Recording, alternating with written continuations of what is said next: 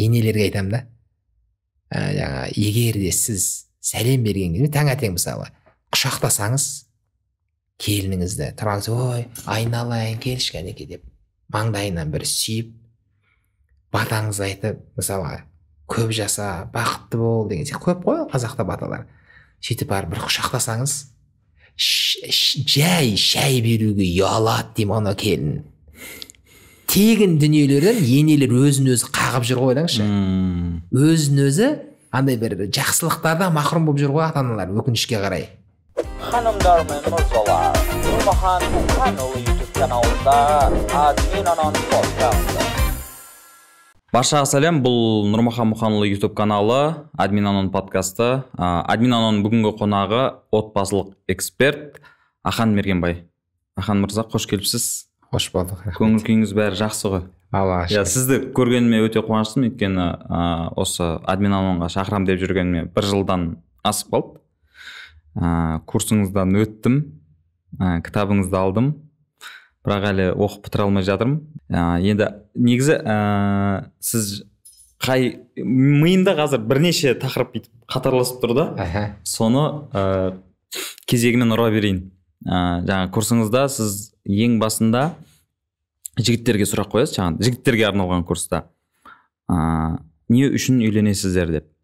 Сол кездегі енді әртүрлі жауап айтылды да, бірақ мен түсінгенім ішінде енді өзімде барым ғой. Әйтеуір өзім үшін емес, қоғам үшін, ата-ана үшін үйлену керек болған соң дейтін, сонда тек сондай жауаптар. И мен одан бір ер адамдарға қойылған бір диагноз деп байқадым да ол нәрсені. Яғни біз нақты кім үшін, болмаса не үшін үйленетімізді білмейтін сияқтымыз.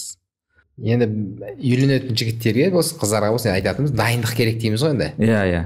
Жігіттерге әсіресе айтатынымыз енді жігіттерге дайындалу керек. Бірақ дайындық деген кезде бізде көбінесе материалдық шеңберден аспай жатамыз да. Қалың малын ақша таптым, тойға ақша бар деген сияқты, немесе әке-шешем жасап берем деп айтты деген сияқты. Бірақ дайындықтың ішінде біраз дүниелер бар. Соның ішінде ол не үшін үйленем деген сұраққа жауап таба алу ғой өзі.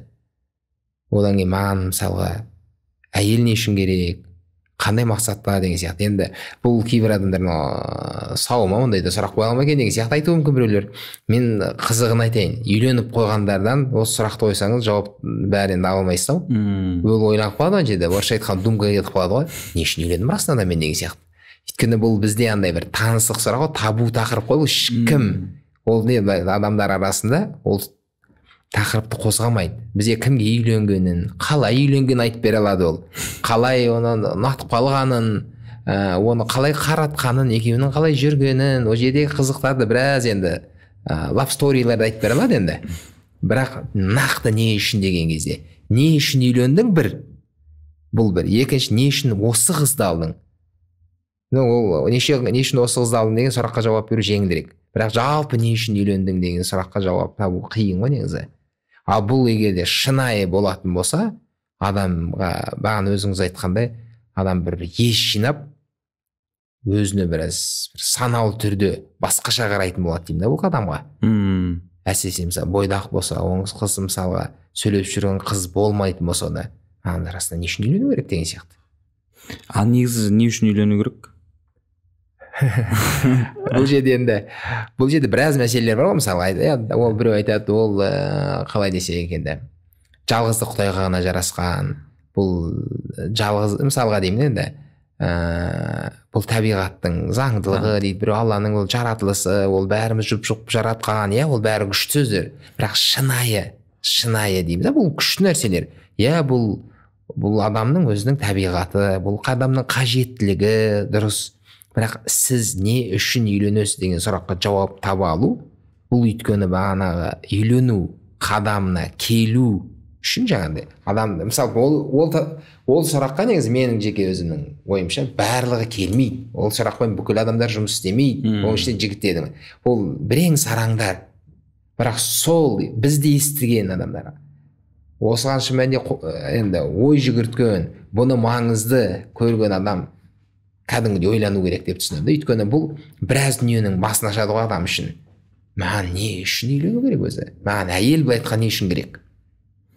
Біздегі мысалы көбінесе енді қоғамдағы болып жатқан дүниелер, сыныптастардың бәрі үйленіп кетті, жалғыз алдым, жасым келіп қалды. Өйткені жас деген бір меже бар бізде, енді әркімнің түсінігінде, қыздардың өзінің, жігіттердің өзінің түсінігінде. Содан кейін барып ата-анама келін керек, немесе жаңағы жалғыздықтан шаршадым, немесе үйге келгенде әйтеуір бір деген сияқты сондай түрлі кір жуатын біреу керек, немесе басқа деген сияқты әртүрлі нелер болуы мүмкін. Енді немесе елдің бәрі үйлен деп жатыр, немесе әке-шешем, туысқандар бәрі сол сұрақтан шаршап кеттім. Қашан үйленесің? Бір келінді әкеп үйленіп бір құлағымды тынышталдырайыншы деген сияқты болуы мүмкін біреуде. Біреу үшін статус түрлі нелер бар. Енді себептері көп те оған, енді итермелеп жатқан факторлар деген ғой. Бірақ шынайы мынау іштен шықса деймін да, сол маған не үшін керек. Және ол адам бірден жауап бере алмауы мүмкін ол. Кәдімгі мен жұмыс істеу керек та. Деген бұл сұраққа жұмыс істеп, бір адам коучтың алдына барса, бір коучинг арқылы ішінен шығаратын болса, мүмкін үшін күлкілі болуы мүмкін да, сондай сұраққа да жұмыс істеп жүрсің бе деген сияқты. Жоқ, мен сіздің сол сұрағыңыздан кейін мен ана жерде кәдімгі паузаға бастында өзіме қойдым сол сұрақ. Өйткені мен жаңа сіз айтқанда сыныптастардың бәрі үйленіп кетті, табиғаттың заңдылығы, ата-анам үйлен деп жатыр, жасым келіп қалды, бүкіл этаптан өтіп кеттім. Барлық этап жаңағыдай. Өзім айтам, үйленудің түрлері, яғни мектеп бітіре салысымен үйлену бар, студент кезде ғашық болып үйлену бар, сосын бір қызға ұзақ уақыт болып жүру үйлену бар, сосын бір 10 жылдан кейін сыныптасыңа ғашық болып үйлену бар дейтін.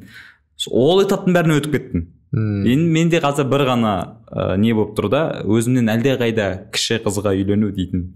Сол жол бүйтіп маған үміт сыйлап тұр да былай. Бірақ енді жаңада осы эфирге дейін сөйлестік қой, мен өзім солай қабылдадым. Маған өз адамымды тауып, шынайы былай жан тәніммен сөйлесіп, сондай бір сырласатын бір адамға үйлену дейтін мәселе жақын болып тұрған сияқты. Мен дұрыс ойлап тұрмын ба? Дұрыс. Жалпы мен сияқты сүрбойдаққа қандай бір кеңес айтасыз? Енді бұл жерде көрдіңіз, бұл индивидуалды ғой. Сіз одан не күтесіз? Сұрақ. Мысалға, елестетіңіз, үйлендіңіз, бірге тұрып жатсыздар. Екеуіңіз ғана дейік мысалы. Содан не күтесіз? Жайлылық десем. Жайлылық дегеніміз не? Комфорт қой енді. Комфорт дегеніміз не деген? Қарым-қатынас. Үйдің комфорт емес қой. Жаңа айтайын деген, жиһаздың. Жоқ. Екі адамның бір-біріне былай киілу деп айтсам болатын шығар. Пазл. Гармония ма? Гармония. Үйлесімділік. Иә. Үйлесім. Иә. Өйткені жаңағыдай үйдің ішіндегі, тұрмыстық жағдайды алатын болсақ, қазір ондай қажеттіліктердің бәрін жабатын техникалар бар. Қатты бір осы үйде әйел болмаса мен жүре алмай қалам дейтін этаптан өтіп кеттім мен. Өйткені шаруаны өзім істей берем. Өйткені қанша жылдан бері жалғыз тұрғандықтан үйреніп қалдым. Маған біреудің тіпті мына киімі түктеу дейтін, маған керісінше мен сенбеймін басқа біреуге. Өз киімімді өзім түктемесем сенбеймін, сенімсіздікпен қараймын да. Сондай дүниелерден кейін мен ойлаймын, шынымен маған мынау үшін әйел керек емес, мынау үшін әйел керек емес, тамақтану үшін орын бар деген сияқты сондай нәрселер.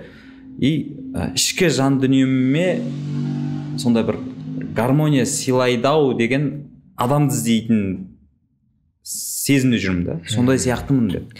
Бұл жерде менің ойымша, сіздің сөзіңізді естіп отқан кезде мынадай, бұл жерде сіз үшін менің ойымша басты мәселелер ол құндылықтар. Иә. Құндылықтардың сәйкестігі. Одан кейін бар көзқарастар. Одан наным, сенім. Осы мәселелерге ерекше көңіл бөлу керек деп ойлаймын да сізге. Өйткені бізде негізі адамдарда ажырасып кеткен адамдар бар ғой. Сұрайсыз ғой, не үшін ажырастыңдар деп. Сонда айтады, не сошлись с характерами дейді. Мінезіміз сәйкес келмейді. Ең көп айтылатын. Бұл негізі жамылғы. Менің түсінігім жамылғы деген андай бір әдемі не да андай. Әдемі адамдардан құтылып кетудің несі. Сыртынан жауап қойған, бірақ ішінде басқа нәрсе ол. Ол неге? Өйткені менің түсінігімде Адам ата мен Хауа анадан бері екі бірдей мінезді адам келмеген деп түсінемін де. Ер адамдардың бәрі, ер әйелі ұқсамайды бір-біріне. Әр адам уникум. Иә. Яғни бір-біріне ұқсамайды. Алла тағала сөйтіп жаратқан да бізді. Біздің мінезі ойлаңыз, үшемдер, егіздер, бір ағайынды, бір жатырдан шыққан, қарындастар, бір қарыннан шыққан. ешкімге ұқсамайды қараңызшы. Негізі түрлері ұқсауы мүмкін, мінездеріміз бәріміздің әртүрлі. Мен айтамын, егер менің мінезім мен әйелім мінезі бірдей болатын болса, өмір қызықсыз болып кетеді ғой. Ойлаңыз, бала шағаның өзі бір-біріне ұқсамайды. Ол Алланың кереметтілігі да. Негізі бір нәрсені, мысалы қалам шығарама, завод немесе цехта бірдей қалам шығарған жеңіл ғой. Микрофон шығарама, бірдей шығарған. Оны әрқайсысын біріне ұқсатпайды, ұқсамайтын қылып шығару ол қиын. Формасын ауыстырып отыру керек деген сияқты. Ал адамның кереметтілігі сондай да. Бір-біріне ұқсамаймыз біз. Сол үшін ана мінезіммен үйлеспеді, сәйкес келмеді, біз үйтпедік деген ол әр жағында басқа нәрселер. Ол бер жағындағы жай, бер жағындағы сыртқы көріністері. Ал оның әр жағында түбінде тамырда басқа бір дүниелер бар да. Сол үшін осы жердегі мысалы біздің енді жиі айтатынымыз өзі ажырасудың немесе ұрыстың басты факторларының бірі, бір топ 4 фактор бар да менің енді тәжірибемде. Соның біреуі жаңағы құндылықтар. Өйткені сізге мысалға не құнды? Сізге мысалы білейін даму, бір еркіндік, мысалы білейін сіздің өзіңіздің бір түсінігіңіз. Ал енді әйел адамның құндылықтары мүлдем басқа болуы мүмкін. Мысалы бір жігіттің құндылығы ауыл, туысқандар, әулет деп тұрады. Әйел адам ол бостандық, еркіндік, даму, қала, саяхат деп тұратын болса, мысалға деген ғой. Сол сияқты дүниелер ғой. Біреуге мысалы әйелге бала құнды болуы мүмкін, бала үйде болу, баламен уақыт өткізу, әкенің де содан талап етуі мүмкін. Ал жігіттің өмірі түзде болуы мүмкін. Осы жерде екеуінде біраз қақтығыстар болуы мүмкін деген сияқты. Бұл жерде бәрі анау түсінік аппараты дейміз ғой. Орысша понятийный аппарат дейді ғой. Бұл жерде қалай түсінеді, қалай қабылдайды. Әйел адамның үй жұмысы, әйел адамның міндеті, ер адамның міндеті деген түсініктер бәрі түсінік аппараты құндылықтар жүйесіне қатысты. Соған қатысты сіз үшін менің ойымша қазір егер сізде нақты кандидат болмайтын болса, өзіңіздің құндылықтарыңыз нақты қойып түсініп, оны бекітіп алу керексіз ғой, анықтап. Мынау менің үшін құндылық, мынау мен үшін құндылық. Одан кейін көзқарастарыңыз, әртүрлі нәрсеге көзқарастар болады ғой. Мысалы қарапайым ата-анамен қарым-қатынастағы сіз қандай бір туысқандардың тойы, оның туысқанда қалай қарайды оған. Сол сияқты мысалы қарапайым енді дүниелердің ішінде мысалға үйдегі жұмыстар, балаға қатысты мысалға біреу көп балалы болғысы келеді, біреу бір баламен шектелгісі келеді. Ол да мәселе қазір. Ал ол мысалға судың жағасынан шешілмеген ол дүниелер. Ал қазір енді соның бір толқында кәдімгідей біраз қақтығыстар орын алып жатады деген сияқты. Қарапайым туған күн. Ойлаңызшы, бүйтіп қарағанда ол туған енді соның өзі үлкен мәселе. Мен мысалы мүлдем туған күн тойламаймын, өзім туған күн тойлағанды ұнатпаймын. Ал мысалы сіздің алған ертең қалыңдығыңыз туған күн егерде оның туған күні тойланбаса, аталып өтпесе, ол үшін енді ақыр заман туындауы мүмкін. Оны құттықтамаған адам ол халық жауы болып кетеді ол.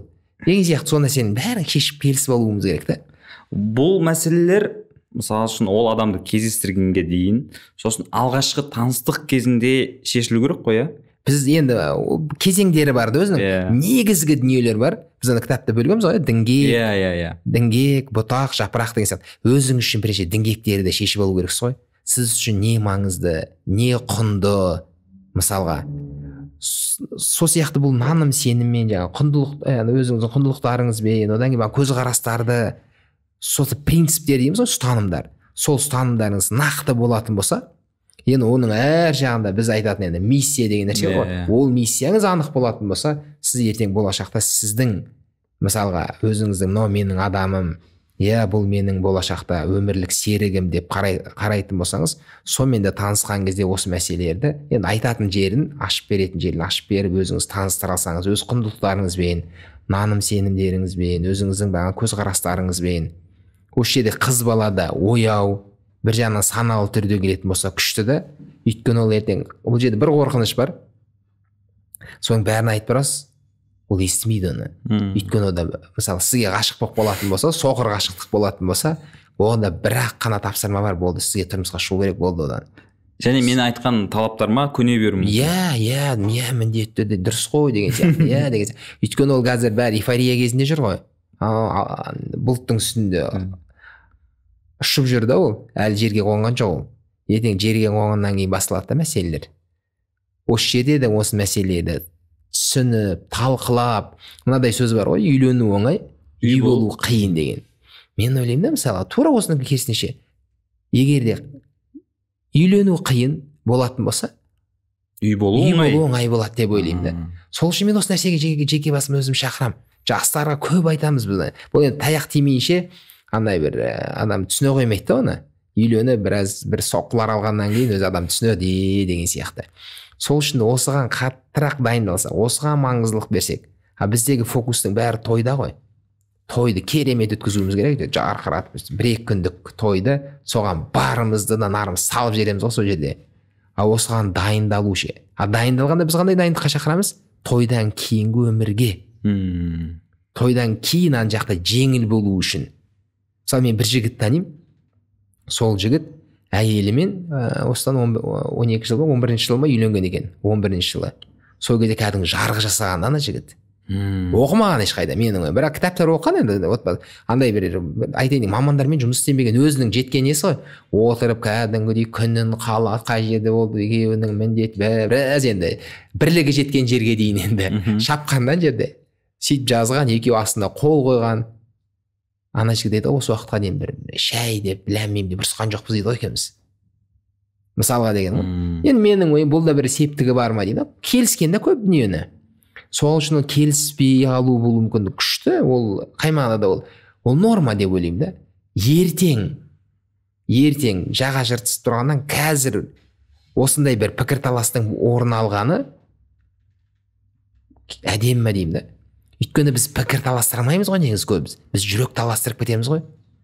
Мен қазір сізбен бір белгілі бір пікірім сай келмей қалады. Екеуміз пікір таластырып, осы жерде бірақ сол құрметтің аясында екеуміз ал давай деп жаңа соңында ал бауырым жақсы деген сияқты бірмен тарасып шыққандай проблема. Өйткені пікір таласу ол норма негізі. Бірақ бізде адамдардың біразы, әсіресе ерлі-зайыптылардың көбі пікір таластыра алмайды. Ұрысып кетеді. Жүрек таластырып кетеді ғой. Деп жатыр, одан кейін тұлғасын өтіп кетеміз, ауыр сөз айтырамыз, одан көңіліміз қалады, ренжиміз деген сияқты жерде. Адамдар, оның пікірі менімен келу шарт емес қой. Ол мен сияқты ойлану шарт емес. Мен ол сияқты ойлануым шарт емес, ол норма ғой. Біз сол шарт қойып алғанбыз ғой. Шарт, енді өзіміз мен сияқты ойлан, мен сияқты бол. Содан қызығы оны айтпаймыз ғой біз. Анау бірақ менің түсінігімде ол мен сияқты ойлану керек. Ол мен сияқты қабылдау керек. Әйелде де бар, ер адамда да бар ол. Енді ол түсінікті нәрсе ғой дейді, оны айтпай-ақ түсінікті ғой дейді. Қалай айтпай-ақ түсінікті? Кешіріңіз, бір нәрсені бір адам, мысалы, бірнеше адам бір нәрсені көргенде әртүрлі нәрсе алады. Әйел адамда одан кейін мынадай күшті нәрсе бар. Егер жақсы көрсе білетін еді ғой деген. Ішің білсін әлуай дейтін бар ғой. Яғни, если любил бы, то знал бы деген күшті бір сөз бар да. Яғни жақсы көрсе ол білетін ең қалауымды.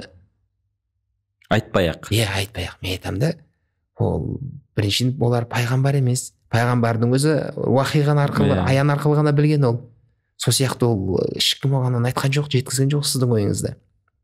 Оның үстіне ол әйел психологиясын оқымаған олардың, негізі бізде көп жігіттер. Сол үшін ол жердегі біраз дүниелерге дайындалып, кәдімгідей дайындық деген кезде екі нәрсеге жаңағыдай сіздің айтып отқан сұрағыңызға қатысты. Сол құндылықтар, көзқарастар мәселесін анықтап алу, өзің үшін сонымен таныстыру. Сол таныстырғанда да бір андай бір немен таныстырмау керек деп ойлаймын да, бір диктаторлықпен. Ол жалпы мен осылай қараймын, сіз қалай қарайсыз? Оның ойын, оның көзқарастарын, оның өмірлік ұстанымдары бар болса, мүмкін сол жерде бір дискуссия болуы мүмкін, корректировка болуы мүмкін. Мен болды, ол маған қатты маңызды емес, мен оны сөз саламын деген сияқты болуы мүмкін. Мысалы, біздің алдымызға бір қыз келді да, сол қыз тұрмысқа шығу мәселесінде біраз жұмыс істедік. Сол кезде ана қыздың мынадай бір шарты бар екен да, тұрмысқа шыққаннан кейін 5 баланы жетімдер үйінен асырап алам деген. Өмірлік бұл менің жаңағы миссиясы, ұстаным бойынша діңгек те ол үшін болды.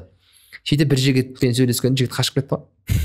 Мен өше жағдай бар жігіт ол. Бірақ ана нәрсесін қабылдай алмады ол. Бірақ ол қыздың одан кейін білеймін тағдыры не болған.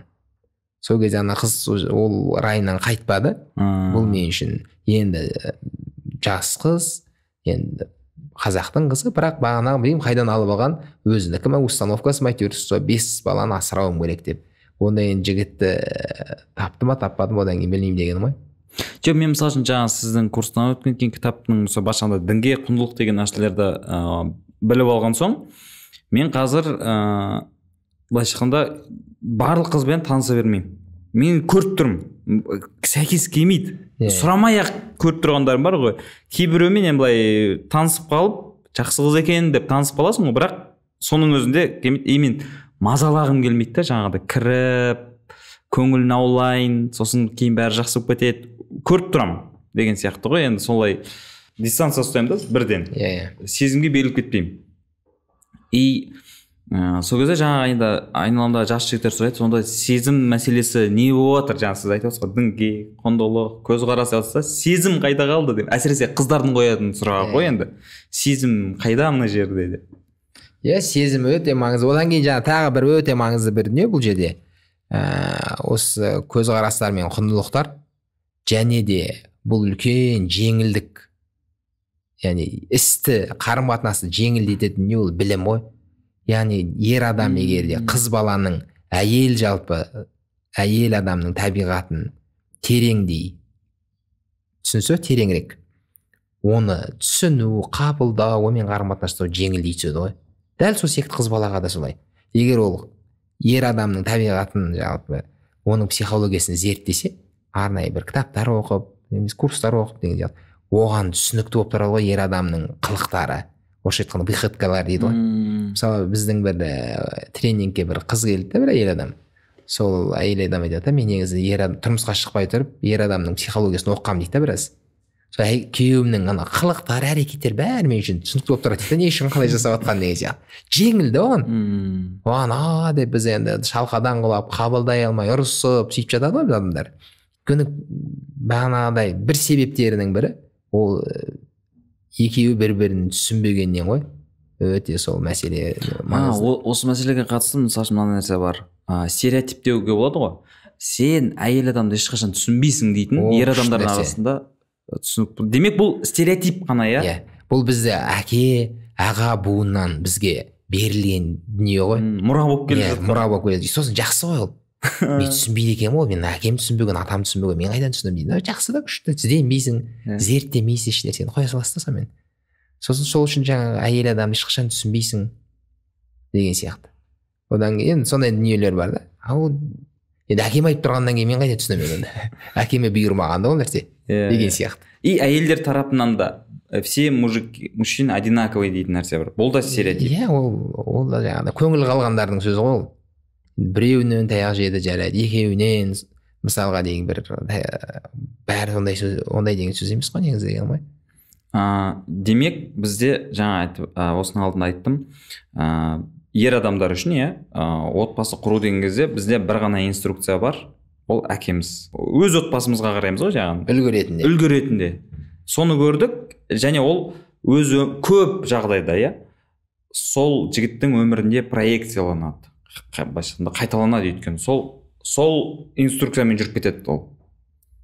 Осындай кезде жаңа білім маңызды болып тұр. Қазір мен байқаймын, қыз балалар көп білім алып жатыр. Отбасылық жағдай болсын, басқа мәселе бойынша. Жігіттер қалай болады, солай болады. На импровизация көп жағдайда кетіп жатыр да. Ол енді бойдақ жігіттермен сөйлесең, олар өте сенімді ғой өзіне, қызығы. Білем дейді, не істеу керек екен, қалай болатынын бәрін білем. Өйткені білмеймін, ол бір қыздармен сөйлесіп, қыздардың біреуінің мысалға сөйлескен кезде, онымен сөйлескен қыздардың көңілі көтеріліп кетуі мүмкін, бір жадырап кетуі мүмкін, мысалы қабағы ашылып кетуі мүмкін деген сияқты да.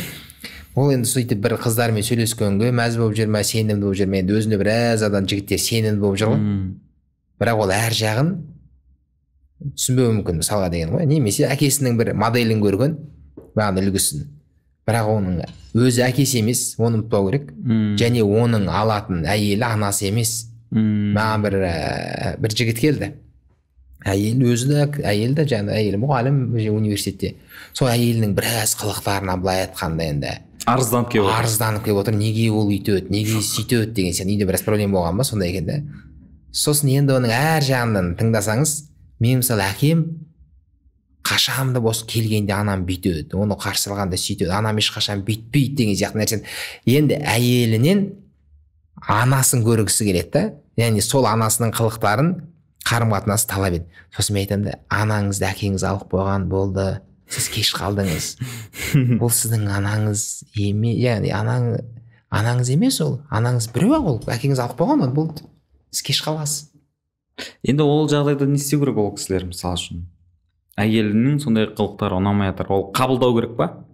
Жоқ, ол бөлек, ол жерде не істейміз деген кезде онымен жұмыс істеу керек болады ары қарай. Ол жұмыс, ол индивидуалды қаралады. Яғни ол не күтеді, не талап етеді, ол не алған нәрсе, ол дұрыс емес. Мысалға ол енді жұмыс жасалады.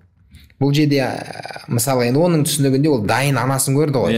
Дайын әкесін көрді. Ал әкесі оны жұмыс істеді ме анасымен, жоқ анасы әлде өзінің анау 4 күннен солай болып келді ме, әлде өзінің бойындағы болмыс сондай ма, ол енді ұсталмаймыз, анасы білмейміз оның деген сияқты. Сондай бір нәрселер күтеміз. Енді қазіргі уақытта мысалға мен мысалы бірнеше енді қанша адаммен жұмыс істеген кезде мынадай біраз нелерді көрдім да, жағдайларда. Бір жігіттер жыларман болады да, мен әкесіз өстім дейді. Мен жалпы әйел мен ердің моделін көрген жоқпын дейді, ойлаңызшы. Сондай жігіттерді естиміз да. Мен өзі көзімді ашқаннан бір анаммен өскен болды. Мен жалпы әйел адам ер адам қалай қарым-қатынас жасау керек? Ер адам әйелге қалай қарым-қатынас жасау керек? Мен білмеймін дейді да ондайды. Жарайды, біреулері тиіп қашып бір нағашыларына барған болуы мүмкін, бір атасының әжесінің несін көрген, бірақ көрмеген жігіттер бар екен, ойлаңызшы. Сондай жігіттер алдыңызға келгенде бір жағынан аяйсыз, бір жағынан енді ол бір жағынан ақталады да ол. Мысалы бір жігіт бар, енді мен көрмедім ғой дейді, аға мен көрмедім ғой деп кішкене ақтала береді. Жақсы, енді ақталдыңыз, түсінемін, сізге бір аяушылығым бар менің, бірақ енді машинамен бегем деп енді суға жүзе алмай деген сияқты үйреніп жатырмыз ғой, көп нәрсені үйреніп жатырмыз ғой. Үйрену керек деп ойлаймын да оны. Мен дұрыс көрмедім. Бір рет мысалға бір әйелдердің семинарында апалар келген ғой.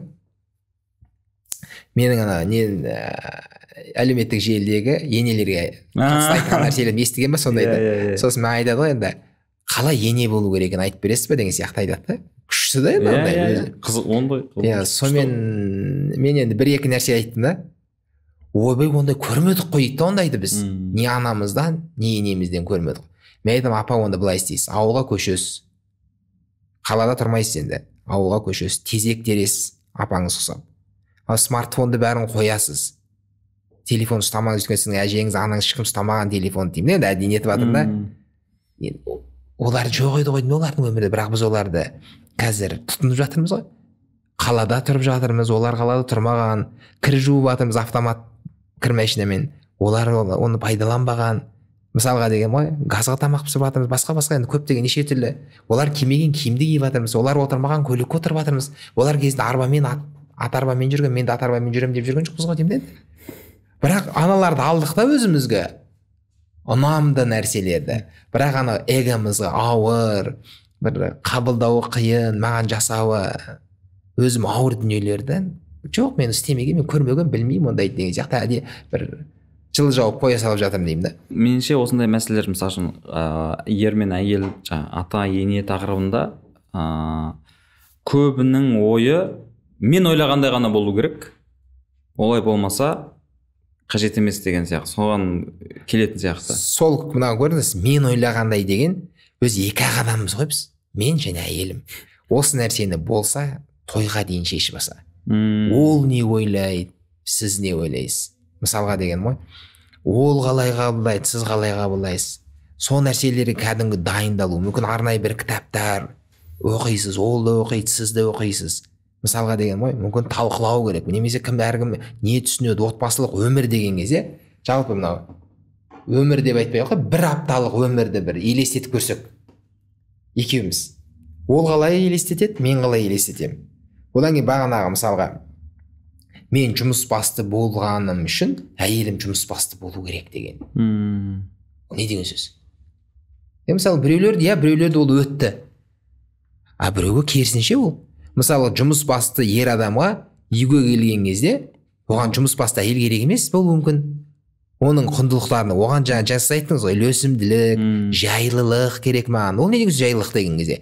Жайлылық деген тамық жаңағыдай құс төсекті бірінің үстіне бірін салып, ал не төсегің жайлы жата ғой деген сөз емес қой. Ол сізді қарсы алу. Ал өзі ол шаршап тұрса ше, күні бойы таңертеңнен мысалға деймін, Алматының түсіндігімен Алматыда мысалы 7-8-дің кезінде үйден атып шығып кетіп, атып жұмыс істеп, ана жақта энергиясын бәрін беріп, сөз естіп, анамен мынамен неше түрлі жаңа жұмыстағы проблемалар басқасы, сөйтіп барып үйге шаршап келген кезде, күйеуі қандай әйелді көргісі келеді ол жерде? Осы жерде құндылықтар жүйесі деп түсінемін да. Жоқ, маған әлі жұмыс істейтін әйел керек па? Біреулерге үйде отырған әйелмен тұру намыс. Енді білеймін, біреу статус көреді, біреу басқа көреді. Біреу үшін ол маңызды емес. Маңызды кім не деп айтса да, үйіндегі бағанағы жайлылық. Екеуінің келісімі ғой? Келісім. Бұл жердегі және де осы жерде қараңыз, әйел қатып қалды деңізші. Ешкім өзгерте алмайды да. Менің әйелім үйде отырады, жұмыс істемейді негізі. Бірақ бір подружкасы келіп кетсе, айнық қалады қайтадан. Сосын қайтадан несін деп арғасын сипап отырып әйтеуір несіне келтіріп аласыз. Содан кейін туысқандары келіп кетеді, тағы да айнық қалады. Үйіне бір барып келеді, төр күнде қайда мен жұмыс істейш, үйде қараңғы болып қалды, бүйтім ананы істейш, қайда құлағымның етін жей бастайды деген сияқты сондайлар бар ғой. Неге? Өйткені ол қанағаттанбаған ол дүниеге. Әрдайым терапия жүргізіп отыру керек оған. Ол проблема ғой кәдімгідей. Неге? Өйткені ал мысалға үйде отырып, соны мақтаныш тұтатын қанша әйелдер бар. Мысалға біздің курсқа бір әйел келді, қызығы. Ол әйел үйде отыруды дәріптейтін әйел екен да. Өзі үйде отырып, соны дәріптейтін әйел екен. Әйелдердің бар, әнжеді әйелдердің арасында не ғой? Кәдімгі дискуссияда біреулер қабылдамайды, қалай әйел үйде отыру керек деген сияқты. Қызығы ана әйел адам, бірнеше баласы бар енді, отбасылы жаңағыдай тұрмыстағы әйел. Магистратураны шетелде оқыған екен, ағылшынша. Яғни кешіңіз бакалаврда. Бакалавр шетелде оқыған, содан кейін барып Малайзияда болу керек. Магистратураны Москвада қорғаған, сол жерде оқыған. Енді әңгімесінің арасында докторантураға түссем, PhD-ге түссем деп отыр да. Енді әйелдер таңға әнжеде бір сұрақ туды. Сіз енді өзіңіз былай айтқанда үйде отыруды дәріптеп отырсыз. Өзіңіз де ары қарай PhD оқимын дейсіз деген сияқты енді. Не үшін мұның бәрі дегенде? Балаларын дамыту үшін дейді. Яғни адамдардың көрдіңіз ба, көзқарастар әртүрлі екен да. Біздегі мысалы оқу ол жұмыс істеу үшін, ақша табу үшін, жаңа белгілі бір статус үшін немесе жаңа қоғамда бір көбінесе біздегі түсінік ғой, жақсы оқу мектепте. Не үшін? Жақсы оқу өтсің. Жақсы оқу өтсем не болады? Жақсы оқуды бітірсең, жақсы жұмысқа кіресің. Жақсы жұмыс деген не сөз? Айлығы бар, тұрақты жұмыс қой енді. Кеңес үкіметінің бізде қалыптастырған несі ғой енді, стереотиптер ғой. Бұл осындай қандай бір жақсы оқу керек, жақсы жұмыс істеу үшін деген сияқты. Сөйтсе ол әйел адамның бағанағыдай оның құндылығы, оның түсінігі бөлек та. Бізде ойлау мүмкін ғой, мысалы үшін енді бала тәрбиелеу үшін енді докторантураға түсудің қажеті жоқ шығар дейтін ойда бар ғой. Мысалы бүйтіп қарасаңыз, біз енді оқыған дегендер бар ғой, енді тырнақша үшін оқыған, түрлі жаңағы енді нелері бар, атақтары бар адамдарды, үлкен кісілердің өзі тыңдап отырсаңыз әңгімесін. Кезінде анам бүйтіп айтатын, кезінде әкем сөйтіп айтатын, кезінде әжемнің мынадай бір сөзі бар еді деп отырады да үлкен кісілер. Олар негізі лауазымы бар, бір белгілі қызметте болуы мүмкін жаңағы айтып отқан кісілер. Олардың айтып отқан анасы немесе әкесі болмаса әжесі, енді оқымаған адамдар да былай айтқанда. Бірақ оларда мектебі бөлек болған, олардың институты бөлек болған. Яғни олар отбасылық институтты көрген адамдар деп түсінемін да. Яғни кеңес үкіметіне дейінгі жүйені алатын болсақ деген ғой. Сонда ана кісілердің алдындағы оқымаған былай айтқанда, 3 сынып оқымаған адам болуы мүмкін, бірақ соның қарым-қатынасынан, соның адамгершілігін айтқан кезде, соның құндылықтарын айтқан кезде тәнті болып, кәдімгідей мақтанышпен айтады да ол. Бізде қазір қос-қостан диплом бар, мысалға деймін да. Бірнеше тіл білеміз деп айтуымыз мүмкін. Ананы білеміз, мынаны білемін, мынаны оққам, ой, қазір ана жаңа бір параққа сыймай қалады ғой, қазір өзіміз таныстырған кезде деген ғой.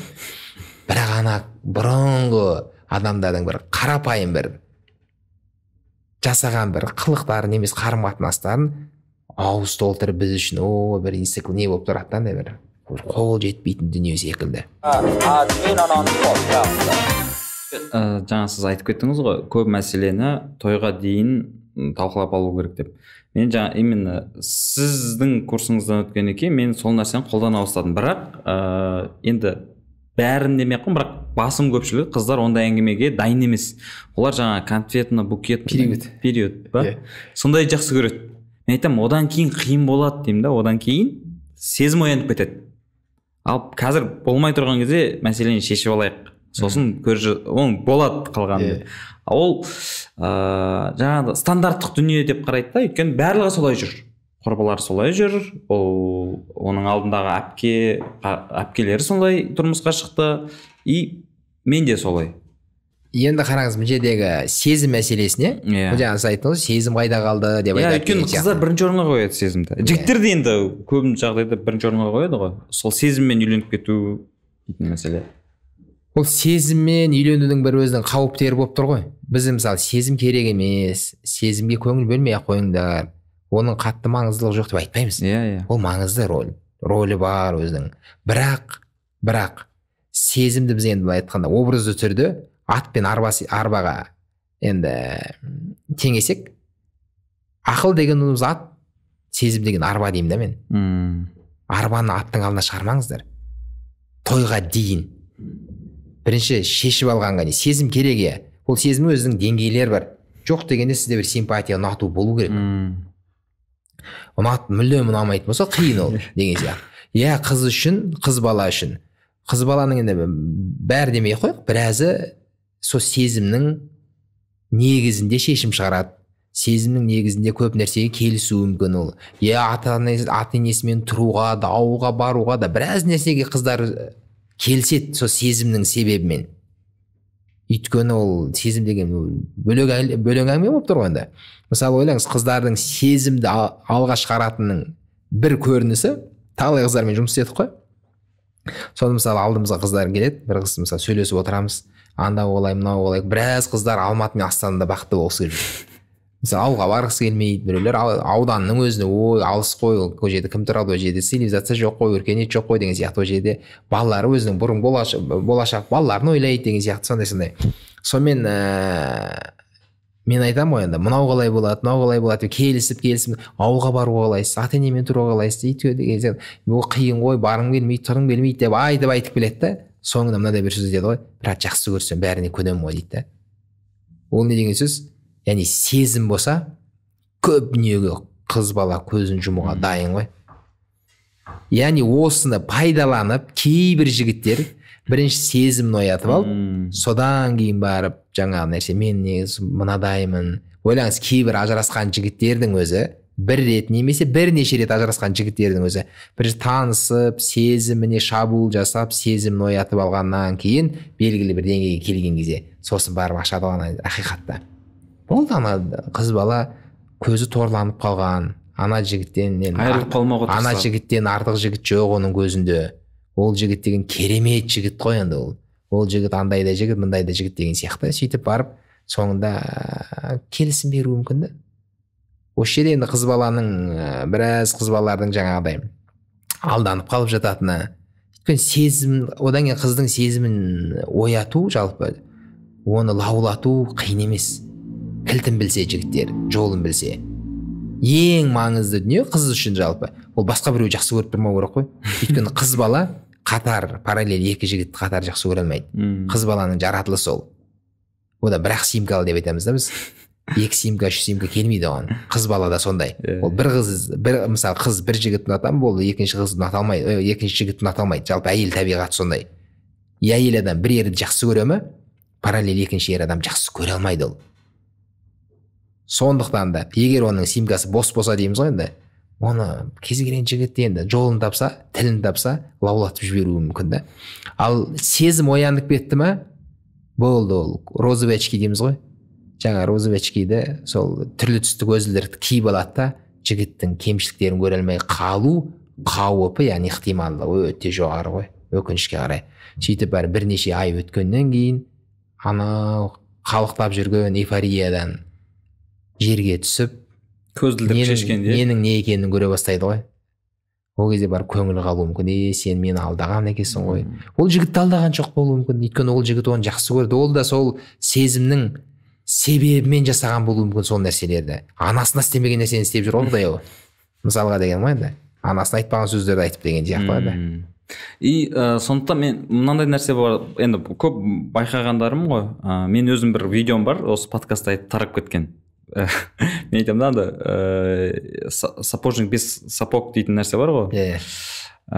Мен мына нәрсе айтқам.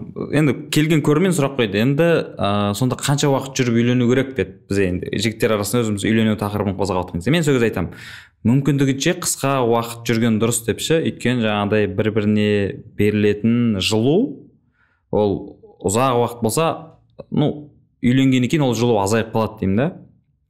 Сондықтан қысқа уақыт жүріп жаңа мәселе келісімдерін келісетін кесіп үйленгеннен кейін ана жылу еселене түседі, соны бересің деп сөйтіп айтамын ғой.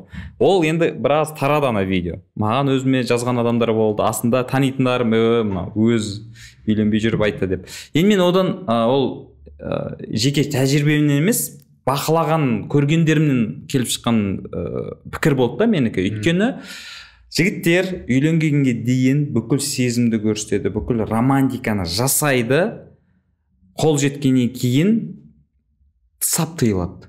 Өйткені қолым жетті, болды ғой, жасадық қой, болды ғой, не керек, болды ғой, сен уже әйелімсің ғой, мен сол үшін жасадым оның бәрін дейді. И қыздарда керісінше оларда ожидание қатты кетеді ғой. Мынау үйленгенге дейін былай жасап жатыр, одан кейін қалай болады дейді, одан кейін ештеңе жоқ. Кәдімгі тұрмыстық өмір и ожидание, реальность жаңа ашки шешілді, соқ қалды, басталады сосын. Бір жігіт айтпайын, кино бітті осымен деп. Бірінші бөлімнің соңы. Сонымен жаңағыдай сен армандаған кино бітті осы жерде деген ғой айтқанда. Демек бұл жерде былай болып тұр ғой, жаңа қыздарға да жігіттерге де максимал түрде басында сол нәрселерді ашып алу керек. Мен үйленгенге дейін ғана жасаймын десе, қыз егер жарайды десе болады. Бір жігіт басқа бір аймақтың жігіті, яғни облыстан, ауылдың жігіті ғой. Осы жерде бір қызбен танысқан ғой. Сол танысқан, екеуі кәдімгідей сөйлесіп, екеуі үйленетін болып, некелесеміз деп келіскен түгелдей. Сосын айтқан ғой, мен сені қазір осы барымды салып қыдыртамын деген ғой. Бірақ шамалы уақытта. Өйткені одан кейін ауылға барамыз, ауылда ешқандай жағдай жоқ деген. Шынын айтып отыр. Иә, сонымен мына жерде қандай саябақ бар, қандай парк бар, біраз жерге барған сияқты жігіт қалыңдығымен. Айтқан ашық, барғанда бітті деген, ана жақта тойдан кейін болды деген ғой. Ешқайда бара алмаймын сен ол жақта ондай баратын жер жоқ деген сияқты. Қыз жақсы деп келіскен да. Сөйтіп қыдырып осы жақта біраз нәрсені біраз жерге барған ба сондай да. Бұл жаңағыда айналып келгенде жаңа құндылық, көзқарас деген нәрсеге келіп тіреліп жатыр ғой. Өйткені біреу үшін ол нәрсе ешқашан тоқтамаса екен дейді. Тойдан кейін де мүлдем тоқтамаса екен дейді. Ер адам белгілі бір уақытта ғана, қысқа қашықтыққа дейді ғой, спринтер. Бұл енді жігіттің ойы деген бар ғой. Мен осылай ойлағам, мен былай болады шығар деген бар ғой. Сонда сен ашық сөйлесе алу керек. Мысалы кешіңіз біз кейде осындай қыз бен жігітке айтатынымыз, жарғы жасаңыздар дейміз да. Жарғы. Отбасылық кәдімгі жарғы жасау. Шақырамын мен жеке өз басым. Қыз бен жігіт отырып жарғы жасау керек. Не екеуі жасау керек, не маманмен отырып жасау керек қой. Екеуі жасай алса күшті. Кәдімгі енді әрбір бір ұсақ түйек емес, негізгі дүниелерді шешіп алса. Одан кейін өте маңызды бір жарғы ол келін мен болашақ ененің арасындағы жарғы. Оның бәрі тойға дейін жасалу керек та. Қыз үйге бармай тұрып. Менің енді ұсынысым. Алдын алу керек, ауырмайтын жол іздеу. Сол жерде мысалы ойлаңыз, менің алдымда бір ерлі зайыптылар, енді қыз бен жігіт деңізші, келіскен кезде екеуі аптасына неше рет қыдыратын, қалай қыдыратынына дейін келіскендер болды да. Ойлаңызшы. Мысалы 2 рет қыдырамыз, біреуінде ақшасы шығарамыз, біреуінде ақшасыз бүйтіп қыдырып қайтамыз деген сияқты. Соның бәрін келісіп бол. Өйткені қыз балада 7 күн бойы қыдырамыз деген түсінік болуы мүмкін. Күнде кешке қарай екеуі серуендейміз. Неге? Өйткені екеуі қыз бен жігіт болып жүрген кезде күнде қыдырды. Қыдырмаған күні болмаған, ойлаңызшы. 24-те 7 бірге. Күнде бірге қыдырады, екеуінің уақыттары бар да. Одан кейін екеуі бір-біріне әрдайым доступен, сөйлеседі, сағаттап сөйлеседі, ол деген күшті нәрсе ғой. Енді ол ана сезіммен, ғашықтықпен, соның буымен, ой, сөйлесе бергің келеді, қайда асығасың? Кейін істейсің ғой, қоя салшы, бір сөйлесіп алайық та деген сияқты. Тойдан кейін қойшы, уақыт жоқ, басында ұрпаш деген сияқты. Басқаша болуы мүмкін да. Менен тағы да байқағаным, осы сәттер көп жастар үшін маңыздырақ, көп рөл атқарады да, яғни үйленгеннен кейінгіге емес, осы сәтке қатты күш салады. Бірге уақыт өткізу, сөйлесу, қадыру, көңіл көтеру, бәріне. Содан кейін, енді бұл ұзақ процесс қой, ұзаққа созылып кетеді.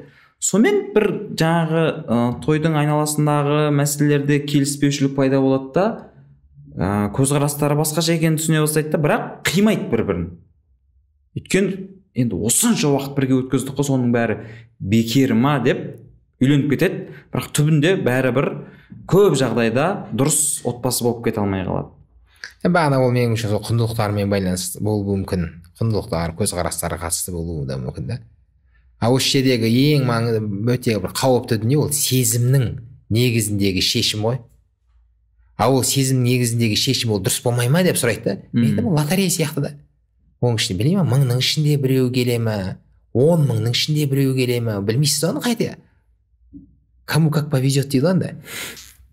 Сезіммен аласасам, біреулер сезіммен шыға салды, жақсы болып шықты да, ойлағаннан күшті болып шықты, бірақ ол бәрінік ондай емес. Мен өзім 50-50 деп алғанның өзінде, мен мынау болмайды-ау деген 50-дің жағындамын да өзім. Сонда мысалы ойлаңыз, мынадай бір сөзіміз біздің қыздарға ауыр тиді ғой кезінде, бір пост шығарамыз. Қыздарға сыйлыға, бір қыз жазды ма, біз сондай бір не болды, соны біз бөліскенбіз ғой, скриндап, стористі бөлістік, қыз балаға сыйлық алмау деген жігіттен. Иә. Осы кәдімгідей сол кезде біраз шу болды ғой, қыздардың біраз қабылдай алмады, неге, қалай сонда деген сияқты. Менің түсінігімде, біріншіден ол жігіт бөтен дейік. Екіншіден ол қазір сыйлықтарды беріп неше түрлі. Жігіттерде романтика деген мықты ғой, мысалы енді идея деген, креатив деген күшті да қазір уақыттың үстінде. Сөйтіп оның жүрегін жаулап, сезімін лаулатып оятып жібереді да. Бітті. Қыз сезімі лаулағаннан кейін ол ешкімге қарамайды, жеті атасы тірлік деп, құдай мынаған шықпай-ақ қойшы мынаған десе де, мама, папа сіздер түсінбейсіздер деген сияқты. Сосын қыздарда бір күшті бір не бар, рычаг бар, бір манипуляция жасайтын. Мына жігітке шықпасам, онда шықпаймын деген. Құлайды да, кешірсіз, жарайды енді. Жол бердім ағза деген сияқты. Сонда сыйлықтың өз кәдімгідей әсер етеді да. Қазір мысалы бір жігітпен жұмыс істеп жатырмын. Қызбен сөйлесіп жүрген қызбенен көп құндылықтары менің түсінігім, менің көзқарастары мен құндылықтары сай келмейді. Бірақ бағана айтқан бір-біріне бауыр басып қалған. Мына жігіт атқылаған ғой біраз дүниемен. Таңғы нелер, смс-тер, сыйлықтар, қайта сыйлық жіберіп, қайта внимание дейді ғой. Қыз балаға ойлаңыз, одан үстіне ол қыз бала оны әкесінен көрмеген болса, оны ағаларынан көрмеген болса үйінде, анау деген бітті ғой, құлатты ғой қызда. Ондай қыздар мысалы, біз енді көп қыздар ондай нәрсені көрмеген ғой, көре алмаған болуы мүмкін өмірінде. Анадай көріп, гүл келген кезде, андай хат келген кезде, анадай тәттілер, андай сыйлықтар келген кезде, бітті ғой, мына жігітке шықсам, менен бақытты әйел болмайды ғой. Өмірім күнде осындай. Өмірім бұл жай бер жағы. Бұл әлі бұның көкөс, бұл кіріспесі, негізгі бөлім әлі алда тұр деген сияқты болуы мүмкін де оның ойында. Ол бағана сіз өзіңіз айтқандай, оның бәрі тек оны қолға түсіру үшін ғана болған қадамдар болуы мүмкін. Енді көбінесе осындай да бізде жігіттерде. Және осындай мәселелердің келіп шығуы, жаңағы қыздардың жігіт тарапынан, жігіттердің көңіл бөлу дегенді тек қана материалдық дүниелерге байлап қоюынан болған сияқты да, болатын сияқты. Өйткені, яғни ухаживать ету дейді ғой, тек қана сыйлық. Жай ғана сөйлесу дегенді ол қарастырмайды. Өйткені, және бір сәтте бірнеше жігіттен сыйлық ала беру мүмкін да, сол несіне қарайды былай. Кто кого переплюнет деген сияқты, кім асырып жібереді. Аукцион сияқты. Мен енді бәріне топырақ шашқым келмейді, бірақ қазір сондай нәрсені көп байқап жүрмін. Яғни ухаживать ету, көңіл бөлу материалдық құндылыққа байланған, және бір сәтте бірнеше жігіттен сонда сыйлық алып, немесе гүлдер ала береді, қарсылық жоқ, қабылдай береді, бірақ букеттің үлкендігі, гүлдің саны сол шешіп кетіп жатыр да. Енді көрдік, қыздардың таңдауында ерекше әсер ететін дүние негізі әйел адамның табиғатында, өзінің болмысында дейміз ғой, анау инстинкті әйелдің мына сұрақты қойып қояды деген да әйел адам. Бұған арқа сүйей алам ба деген. Яғни, маған тірек бола ала ма? Әйел адам үшін маңызды дүние осы екен да. Мен бұған сене алам ба деген нәрсе ғой. Орысша он надежный или нет? Өте маңызды нәрсе екен да. Бағанағыдай қылықтармен жігіт өзін дәлелдеп жатыр ғой. Мен сенімдімін, маған сенуге болады, маған арқа сүйеуге болады деген нәрсемен сигналдар жіберіп жатыр ғой қайта-қайта, көрдіңіз бе? Әйел адам осы сұраққа жауап тапса, біз мысалы ең бірінші түрге қараймыз ғой. Бізді түріледі. Әйел адамды белгілі бір қылықтар немесе белгілі сипаттар біледі ғой. Егер ол сол сипатымен немесе қылығымен мен арқа сүйеуге жараймын, маған арқа сүйесең бол, как за каменной стеной дейді орысша. Яғни мен сенің арқа сүйеріңмін деген нәрсе. Ойлаңыз, қандай мықты әйел енді біздің өзімізде, қандай бір жетістікке, тырнақшаның ішіндегі жетістікке жеткен әйел болсын, танымал әйел болсын, басқа мысалға дегенде, қанша жерде мықты болмасын, ол әйелдің өзі мықты ерге арқа сүйегісі келеді. Бұл әйелдің табиғаты, ол оның болмысы негізі. Сондықтан бағанағы нәрселер сіздің айтып, мысалы гүлдің санда болмауы мүмкін. Ол жігіт бір керемет не жасады да, ана бір подачасы басқаша болды ма, ол бір қылықтар, бір сөздер айтты ма, мысалға, ол бір қылықтар жасады ма, білейін, бір қадамдар жасады, бір не істегенін, бірақ ана қызға сол сигнал жетті ғой, мен сенімдімін, маған сенші, болды деген сияқты. Қыз расында сенеді ғой. Ойлаңызшы, Бауыржан Момышұлы айтпақшы, кім мықты дегенде қазақтың келіні мықты дейді ғой. Ана қазақтың қызы бүкілін тастап, отбасын, отбасы, туысқандар, жұмысын, үйін, ортасын, керек болса қаласын, бәрін тастап жігітке кетуінің өзі соны арқа сүйер көргеннен ғой. Бұған мен арқа сүйе алам деген нәрсе. Ол бағанағы дүниелердің бәрі сөйтсе жарнама екен ол. Жігіттердің тарапы. Жарнама болғанда да оның барлығы тек уақытша қолға түсіру, қарату үшін жасалған дүниелер екенін түсінбей қалады да қыз балалар. Және сіздер осы мәселеде жаңа айттыңыздар, сыйлық сыйламау абзалырақ. Мысалы, егер бізбен жұмыс істейтін жігіт болса, ойлаңыз, бізбен қызбен жігіт болып біздің алдымызға келетіндер бар ғой. Біз осындай сәйкестігін анықтауға келеді біреулер. Біз екеуміз бірімізге келеміз, сол сәйкестікпен жұмыс істейміз, құндылықтар, көзқарастармен жұмыс істеп, сосын қазір қандай кезеңдесіздер, қай жерге келдіңіздер, қаншалықты шештіңіздер деп жеке-жеке сөйлесеміз, бірге сөйлесеміз деген сияқты. Сол кезде мысалы тыңдаса, соның айтатын нұсқаулық дейміз ғой, инструкциялардан біреуі қызға айтамыз. Мына жігіттен сыйлық алмаңыз, жігітке айтамыз, қыз балаға сыйлық сыйламай ақ қойыңыз. Неге деп түсіндіріп айтамыз. Сыйлықшыл болсаң, жомарт болсаң, мәрт болсаң, Құдай бер, да тойдан кейін көрсетші өнеріңді. Өнеріңді тойдан кейін көрсет. Мысалға, өйткені адамның, менің түсіндігімде, адамның шынайы жаңағы жомарттығы болсын, мәрттігі болсын, ол тойдан кейін көріну керек па деймін да.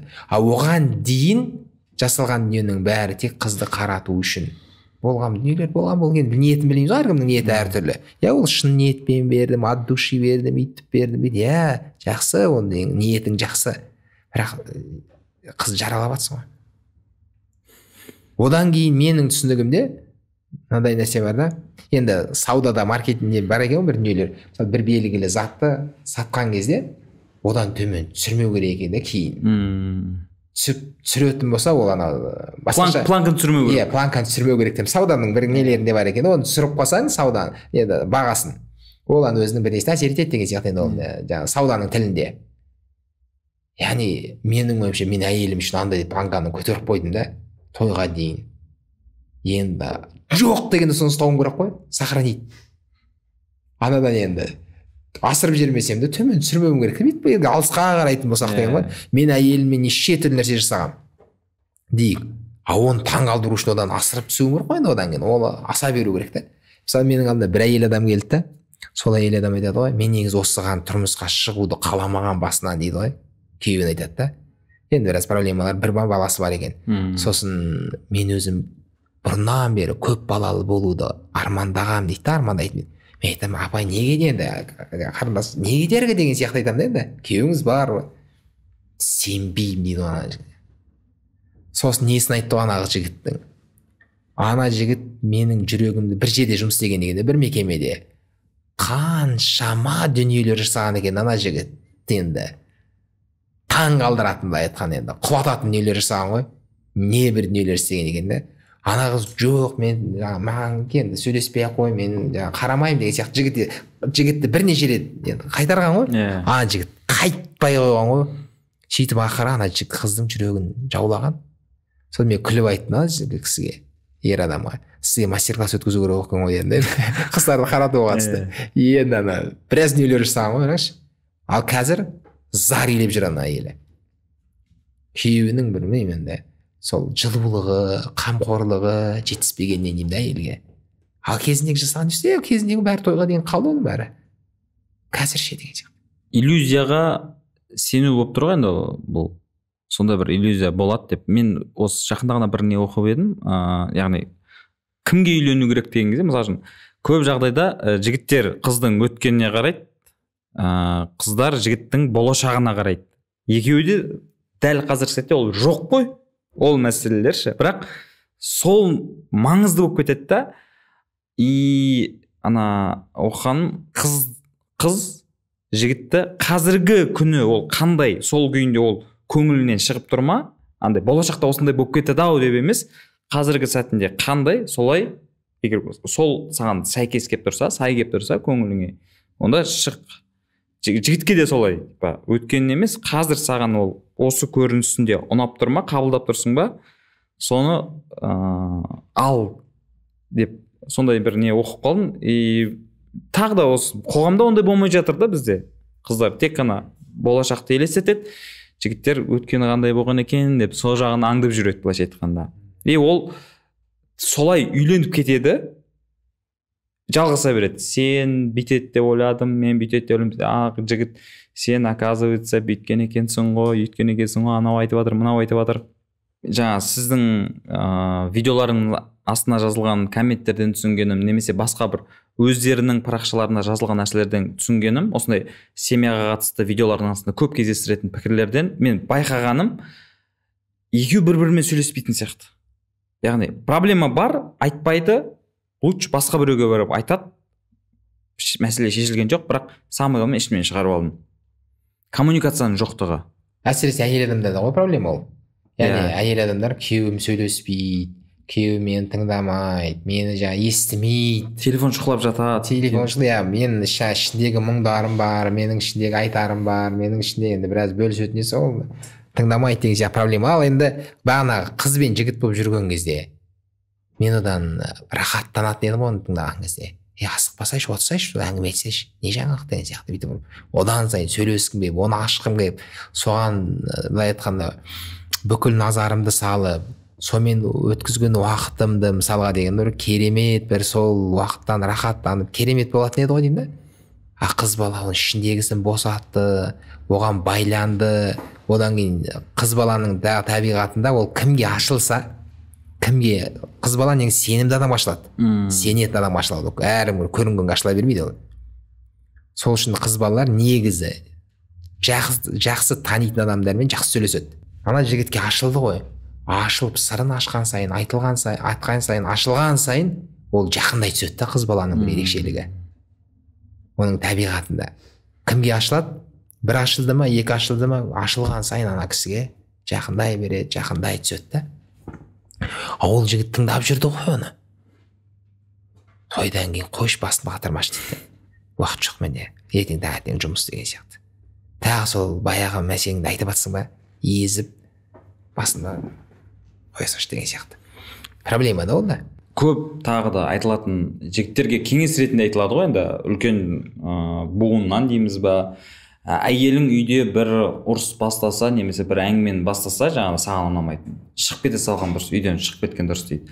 Әйелдердің пікірі, ол әрекетті өте ауыр қабылдайды. Енді мен бір деңемді бір назданайын деп едім, арызданайын деп едім, тыңдамай кетіп қалды дейді. Ер адамдар ол жерде шешім көріп тұр да, ушықтырмай ақ қояйын деп шығып кетеді. Бірақ әйел адамдар ол шешілмеді деп есептейді. Өйткені сен мені тыңдамай кетіп қалдың. Вот осы мәселеде кімдікі дұрыс болып тұр? Жалпы жерде 3 түрлі вариант бар ма деп ойлаймын да енді. Негізі енді көбіне. Біреу ұрысып кету, әйелменен салғыласып, ата мысалға дейін ұрысып кету. Ол қол жұмсауға дейін бар. Ол не нәтижесімен біледі енді.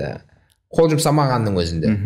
Екінші біреуі ол кетіп қалу, оны қашу дейміз біз. Үшінші, сол жерде мәселені шеше алу. 3 вариант қой. Енді менің айтатын қашып кеткен дұрыс па деп сұрайды кейбір жігіттердің өсіреді. Ол қашып кету деп кетіп қалу деп еді, шығып кетсе. Әйел басылғанша 1-2 сағат айналып келемін деді.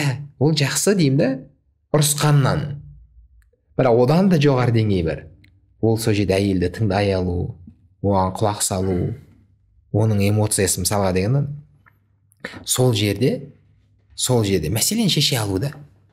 Әйел адам нені күтеді? Әйел босаған кезде эмоциясын шығарған кезде сол эмоциясын қабылдай алатын. Сол жерде оны былай айтқанда қамқорлық көрсететін, бауырына басатын, сол жерде оған бір ерекше бір ілтипат көрсететін ер адамды күтеді да. Ана жерде ер адам сенген ер адам қашып кетеді, ойлаңызшы. Ол біреуге сеніңіз, ол қашып кетті да. Енді ерлердің, жігіттердің түсінігінде жақынырақ болу үшін, өйткені біздегі ана сатып кетті, тастап кетті деген төбелесте мысалы 2 адам келіп қалды, 2 доспен келдіңіз да, ана жақта бір топ жігіт келген кезде табан жылдыратып қашып кетсе досыңыз бітті деген сөз ғой. Ана жерде сондай болып тұр ма мен әйелдің өзінде? Қашып кеттім ғой. Өйткені мен оған дәл сол сәтте керек болған ғой. Сол эмоциясы шығаратын кезде. Өйткені әйел үшін ол өте маңызды. Дәл сондай сәттерде күйеуінің қасында табылуы. Ұрысқақ емес, соны түсінетін, оны бір қамқорлығына алатын деген сияқты. Ал енді ол дәрежеге неге жетті, қалай жетті, ол бөлек әңгіме. Оған жеткізбеудің жолы бар еді.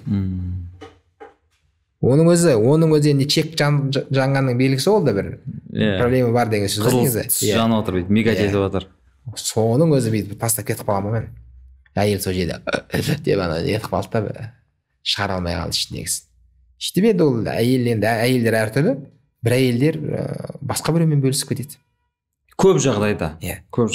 Анасы бола ма, құрбысы бола ма, көршісі бола ма, білмеймін енді. Қазір не жақсы болды? Әлеуметтік желі, WhatsApp арқылы болсын, жаңағыдай өз телефон арқылы бөлісе береді болды. Сол үшін бұл телефонның пайда болуы көршілік қарым-қатынастан тиіп, айтса бұрын әйелдер көршілермен жақсы араласатын болған. Ол енді әлі бабушкаларда қалған, сақталған да, есік алдында отырады ғой, ішін босатып, жаңағыдай өзі сияқты мұңдастарын тауып алады адамдар. Әсір әйел адамдар сөйтіп отырады, іштерін босатып деген сияқты зейнеттегі. Әйел адам егер күйеуі тыңдамаса басқа жаққа жібереді. Бұл жерде жаңа сіз басында айтып кеткен бұл мәселелердің бәрі айналып келіп жаңағы ер адам мен әйел адамның психологиясы тақырыбына барып тиіп жатыр да, соған келіп құйып жатыр бұл жерде. Өйткені неге ер адам ондай шешім қабылдады? Ол өзінің дұрыс деп есептеп тұр. Әйел адам былай дұрыс деп тұр. Яғни екеуі, ер адам мен әйел адам бір-бірін танымай тұр ғой. Хотя ерлі зайыпты, бір жастықта жатыр, бір төсекте жатыр, бірге шай ішеді, ортақ балалары бар. Бірақ ортақ армандар бар. Бірақ қарапайым дүниелер ғой, былай қарап тұрсаң. Енді жаңағы нәрсеге қатысты мысалы, біз әртүрліміз ғой. Жаңағы біз әртүрліміз. Бұған қатысты кәдімгідей зерттеу керек, оқу керек деп түсінемін да. Бұл жеңілдетеді, өмірді жеңілдететін дүниелер ғой. Мысалға, мынадай нәрсе бар да. Ер адамға әйелі бар өзінің, жұбайы қашан керек? Бәрі күшті болған кезде. Проблема болған кезде ер адамға негізі әйелі керек емес. Мысалы, әйелі күйеуі мысалы жұмыстан келді, басы бір нәрсе қатып отыр. Мысалға, сөйтіп әйел келді да не болып қалды деді. Ештеңесі баршан шыққан деді. Әйел түсінбейді, не барш деген. Ал енді қараңыз, әйел адамға ер адам қашан керек деген кезде, қиналған кезде, проблема болған кезде. Көріңізші.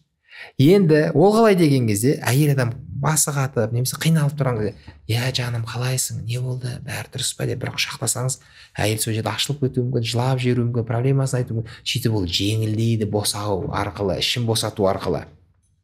Егер де әйел адам, ер адам психологиясын түсінбесе, ол басы қатып отырған күйеуін көреді да көмектескісі келеді ғой жанашырлықтан. Не болып қалды дейді ғой. Жай ештеңе емес. Айтсайшы. Шайыңды берші. Иә, немесе ана жаққа баршы мен. Деген кезде, айтсайшы, босатшы кішкене, босатсаң жеңілдеп қаласың ғой дейді ғой. Өз сияқты көреді ғой, көрдіңіз ба? А ер адамға әйелдің дәл сол кездегі көмегі ол мазаламау ғой. Bir нәрсе сұраса, әйелдер айтады да, шай сұрап ма, шайын беріңіз, су әкеліп беріңіз енді болса. Мазаламаңызшы оны. Проблемасы бар ма, көрдіңіз, бол жоламаңыз қасына, шақырғанға дейін. Сосын өз проблемасын шешеді ол. Ер адам проблемасын осылай шешеді. Өзімен отырып жей, немесе жаңа бірдеңе шұқылау арқылы әйтеуір стресстен шығады. Қазір стресс деген күшті болды онда бір. Содан бір белгілі проблеманы шеше ме, өзімен отыру керек. Оған әйел жоламау керек. Ал енді әйел келіп қалды жаңағыдай кезде. Екеуі бір-бірінің психологиясын түсінбейді. Сол кезде не болады? Сағынай сценарий болуы мүмкін. Не болып қалды? Жай ештеңе емес. Жаққа баршы. Барам бір айтсайшы кішкене былай. Жай саған қатысы жоқ, баршы жаққа деген кезде. Кетші бар дейді. Көзіме көрінді. Не болды? Менен құтылғанмын, кетем, не болды деген кезде. Ана жерде ұрыс басталып кетуі мүмкін да. Ал жігітке бір проблеманы басқа проблема ашып берді. Кетем, не болды сонда? Менен құтыла алмай жүрсің ғой деген сияқты жерде әйел адам деді от алады екеуі ұрыс содан ана жаққа барып бөлмеге. Папаға маған кет деп жатыр, кет деген ит деген деді, алып кетіңізші мен деген сияқты. Мысалға деген ғой. Ана жерде жай ғана бір қарапайым ер адамның табиғатын түсінген кезде айналып өтуге болатын еді деймін ол жерде проблемадан. Сол жаңағыдай болып тұр ғой, ер адам үйге келді, әйел жұмыстан шаршап келді, иә, бір жұмыста бір проблемамен келді. Әйел адам өзінің проблемасымен шағымданайын деп отыр. Мынау мен шаршап келгенімді түсініп үндемей қойса болады ғой дейді, а мынау мені тыңдаса болады ғой дейді. Яғни жаңағы бір-бірінің табиғатын түсінбеуден бұрын мүлдем қабылдамау сияқты ма, бұл қалай сонда? Түсінбеу ғой. Түсінбеу, иә. Одан кейін әйел адам айтады, мен 4 қабырғаның ортада таңертең кешке деп отырмын. Оның үстіне мен осы жерде күйеуім үшін жүрмін енді. Мен күйеуім деп отырмын. Оны кешке сағаттар санап күтіп отырмын оның келген. Шайың тамағын дайындап. Деп бір күшті болды, бір ашылатын болдым ғой деген кезде ер адам үйге келіп дем алсам деп келеді ғой ана бүкіл проблемадан. Әйел ана деп баса ол ана зыңдау деп түсінеді ер адам. Зыңдау, құлақтың етін жеу, мазаны алу деген сияқты ғой. Ана қазіргі жігіттердің көшенің тілімен айтқанда кришамды кетіреді дейді ғой әйел.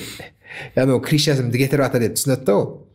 Сөйтсе, осы жерде екеуі бір-бірін егер де түсінсе, психологияларын білсе, оны шешіп кетуге болатын еді.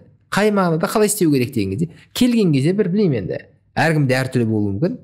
Бір жарты сағат әйел адам мазасын алмау керек қой ер адамның.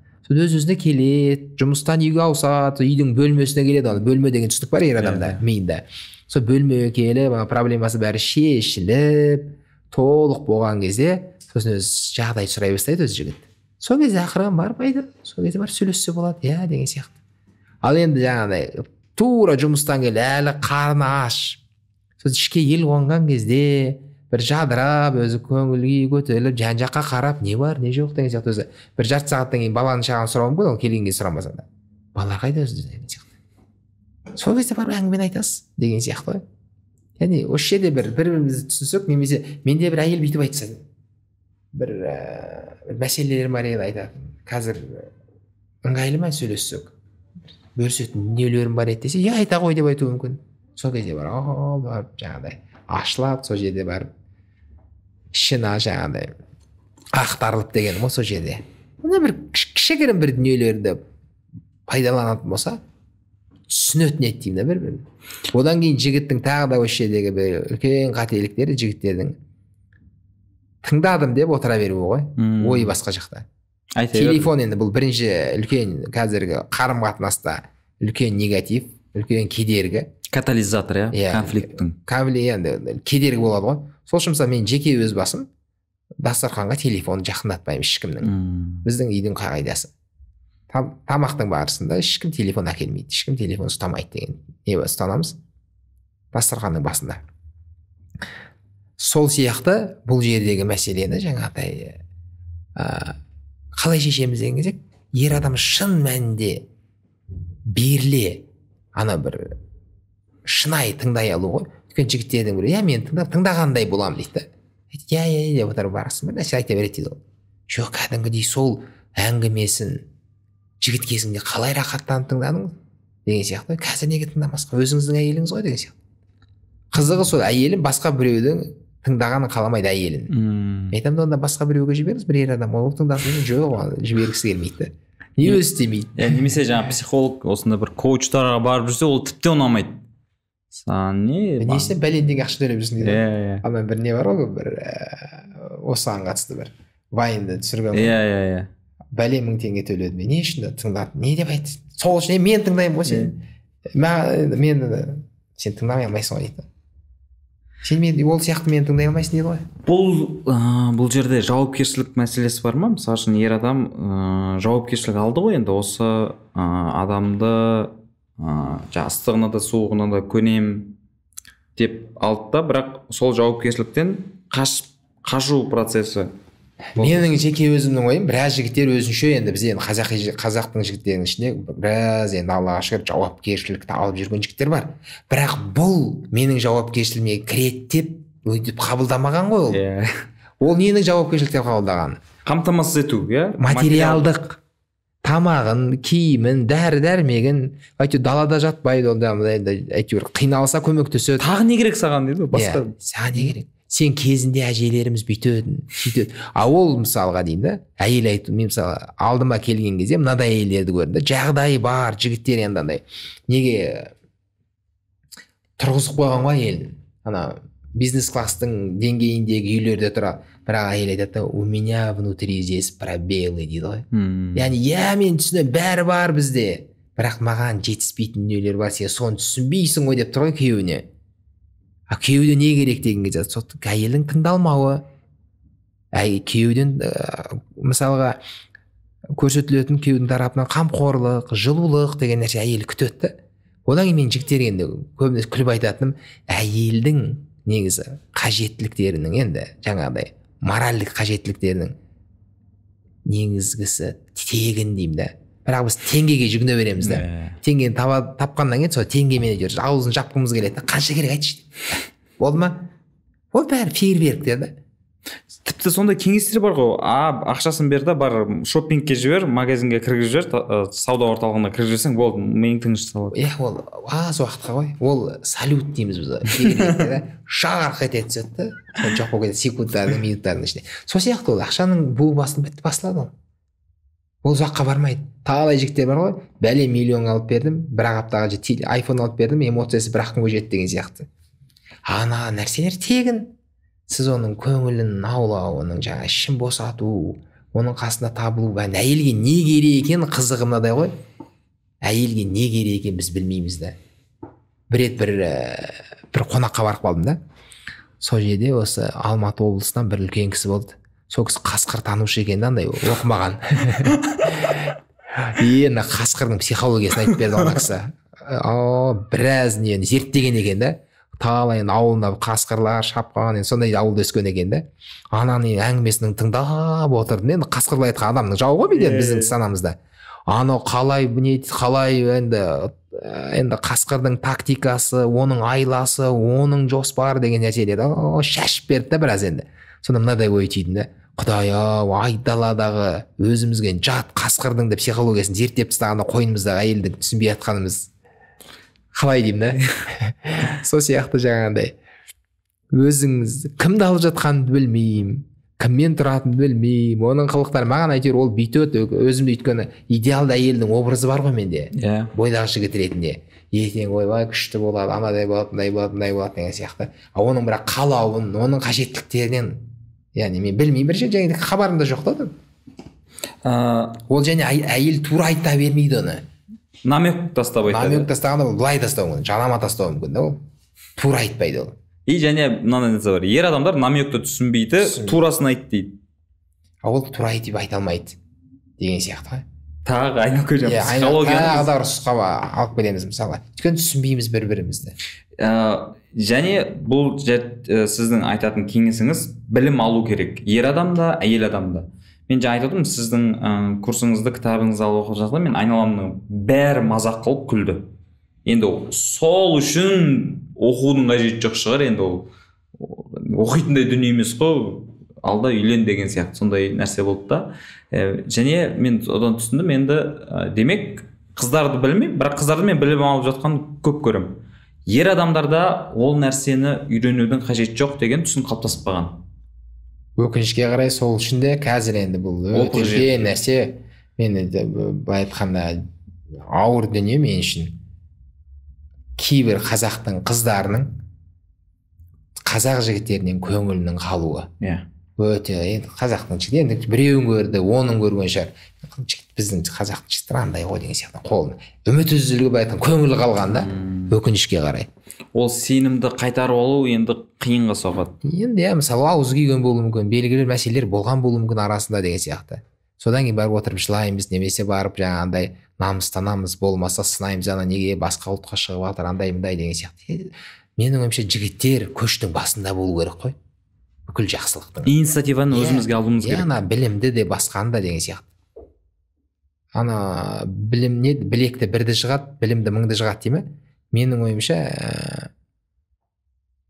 егер де мысалға білікті бірді жықса, білімді мыңды жықса, осы жерде мысалға әйелді біз тани алатын болсақ, кез келген әйелмен қарым-қатынас құрып, оның тілін тауып түсіністік кете береміз да. Яғни бұл жерде білім керек деген нәрсеге тағы айтып алып береміз да.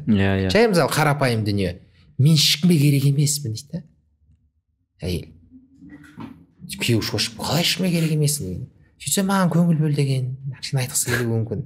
Немесе мен өмірден түңілдім деп айтуы мүмкін. Құдай-ау, не болды саған деп. Мен қазір көңіл күйім жоқ деген нәрсені. Яғни әйел адам жаңағыдай бір айтқан кезде біз басқаша қабылдаймыз ана. Әйелдің сөздігін түсінсек, оны психологиямыз бізге оны түсіну, онымен қарым-қатынас құру жеңілдей түсетін еді деген ғой. Сіз айттыңыз ғой, әйелдің қажеттілігінің маңызды дүниелері тегін. Және бұл жерден мынандай мәселе шығады, отбасыдағы романтика. Жігіттер отбасы құрғанға дейінгі романтиканы қатырады. Бірақ оқуы жоқ та бірақ. Отбасыдағы романтиканы көзге ілмейді. Және ол қалай болу керек негізі? Отбасылық романтика. Ол да алдын ала келісіммен болу керек па? Әлде нақты бір жігіттер үшін нақты бір нелері бар ма? Инструкциясы, жолдары бар ма? Былай. Енді бұл жерде бірнеше мәселе бар, қараңыз. Әйелдер бөлінеді жалпы. Мысалы эмоциясы енді өте бір тасып тұратын әйелдер болады, орташа болады. Мысалы бір әйелдердің өзіне ол нәрсе ұнамауы мүмкін қатты. Бұл жерде менің ойым, біз жаңа айтқанда әйелім өзі біреу ақ. Менің жалғыз күйеуім, ол менің жалғыз әйелім. Бұл жерде кімге не қызық, ол не ұнатады, сол нәрсені ескеру керек па деп ойлаймын. Одан кейін бұл жердегі көзқарасы, қыздың менталитеті, оның жасы, мысалы өткен жолы бір жігіт, шамамен сіздің әр жақ бер жағыңыздағы, сол бір жас қыз алады ғой, өзінен бәлен жас қызды алған. Соны айтады, ана қыздың несін түсіне алмай жүрмейді ғой, хотелкаларын. Мен айтамын, енді өзіңнің жасын алып алдыңыз. Мысалға, сол үшін қыздың былай айтқанда қажеттілігін өтеу керек, оның да құқығы болып тұр ғой. Ол жақсы алдыңыз, оны жүгірем дей ма, ол ойнайым дей ма, ол еркелейім де басқа, енді өзінің несіменен соған жақсына қарай бересіз. Егер өзіңізбен жасты алатын болсаңыз, сонда күшті отырып, пікір таластырып отырып, кітап оқып, сонда не істеймін, мысалы, сондай болатын бет деген сияқты. Одан тағы бір қызық дүние. Осыдан біраз уақыт бұрын мен бір отбасымен, яғни бір ерлі зайыптылармен неде жұмыс істедім да. Президент саябағында. Сол жерге келістік, сол жерде отырып жұмыс істейміз деп. Бір жазды күні. Жетіп отырмыз, үшеуміз. Сол жерде жұмыс істеп жатырмыз ғой енді. Қарым-қатынасқа қатысты. Жұмыс істеп жатырмыз, жаңағыдай бір тапсырмалар нелер. Сосын осы романтика туралы әңгіме болып кетті. Сосын мен айтамын, маңайды жақсылап тұрып бір назар салып қараңыздаршы деймін да. Бақылап. Біраз енді кісілер көбейді. Ана жерде біреу, ана жерде біреу, енді қашықтықта. Ана жерде біреу жатыр, ана жерде біреу құшақтасып жатыр, ана жерде біреу енді тағы да енді әр жағына кетіп қалған жаңағы құшақтасудың. Ана жерде біреу былай жүр. мынаны қараңыздар, қарады ана екеуі, яғни ерлі зайыптар қарады да, күйеуі мен әйел қарап не байқадыңыздар деймін да, мынаның ішінен үйленгендер мен үйленбегендерді ажыратуға бола ма деймін да. Меніңше жеп жеңіл ажырату.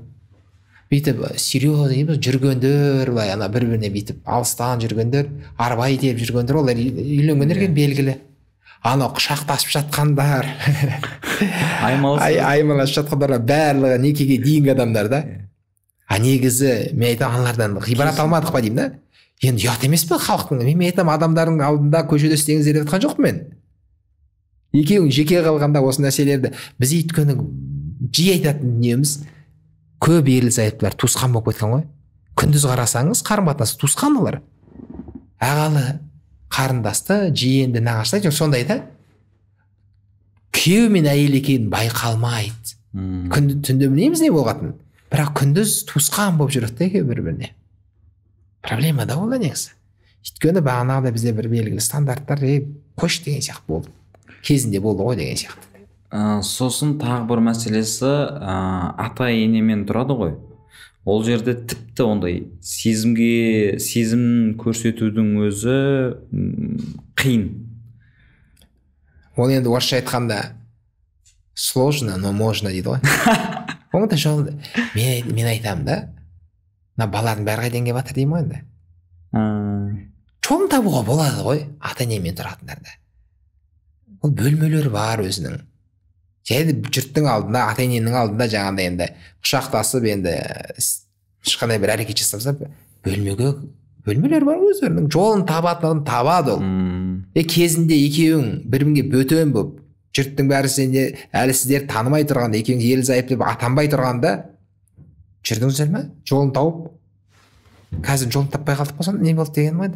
Әлде ата-енесі артында микроскоппен артынан қуып жүрме деген ғой. Бүкіл әрбір қадамын, әрбір әрекетін аңды. Енді ол сылтау деп ойлаймын да. Жолын табам десе жетеді. Айла керек дейсіз ғой. Даналық керек қой енді. Бұл жердегі ең маңызды ниет. Одан кейін бар дұрыс әрекет жасаса. Сол үшін оны ата-енемен тұрамыз біз. Сол үшін бізге ол қиын, анау-мынау деген нәрсенің бәрі менің ойымша, бар өзінің қиындықтары. Бірақ оның барлығы сылтау. Сіз ана аудионы естідіңіз бе, естімедіңіз бе? Енді сәл ұяттау, мысалы үшін анасы баласына ренжіп WhatsApp-тан дыбыстық хабарлама жіберген да, голосовой жіберген. Балам, неге бөлек кетіп қалдыңдар? Мен ренжітіп қойдым ба? Келін көңіліне тидім ба? Айтсайшы, енді айтып өлтірсейші дейді. Сол кезде жігіттің жауабы мынандай болып отыр. Енді мама, ол келініңіз енді жас, әлі жаңағыда біз жас семьямыз, ол дауыс шығарғысы келеді түнде, сіздерден қысылады, содан стресс болып жатыр, андай болып жатыр, содан біз бөлек шығайық деп шештік деген сондай. Анау енді ананың астындағы пікірлерді оқысаң, бәрі анасының қолдап отыр. Не бір анаңды не талмасаң, бірге тұра алмасаң, не болып қалды саған, әйелдің артынан кеттің ба деп кінәлау, айыптау, жерге тығу, сондай болып жатыр да. Сіз ол көрмедіңіз ол нені?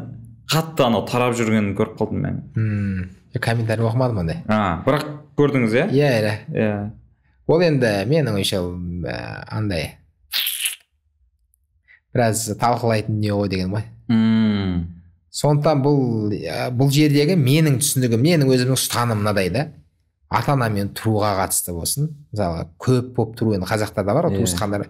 Бүкіл сол үйде тұрып жатқанда әрбір адамға комфортный болу керек деп түсінемін да. Мысалы, бізде ата-енемен тұрам деп кейбір әйелдер жаңағыдай депрессияда жүреді. Ол проблема. Немесе ата-ана келіннен қысылып жүреді. Менің ойымша жаңағы бір әркім сол үйде комфортный сезіне алса өзін.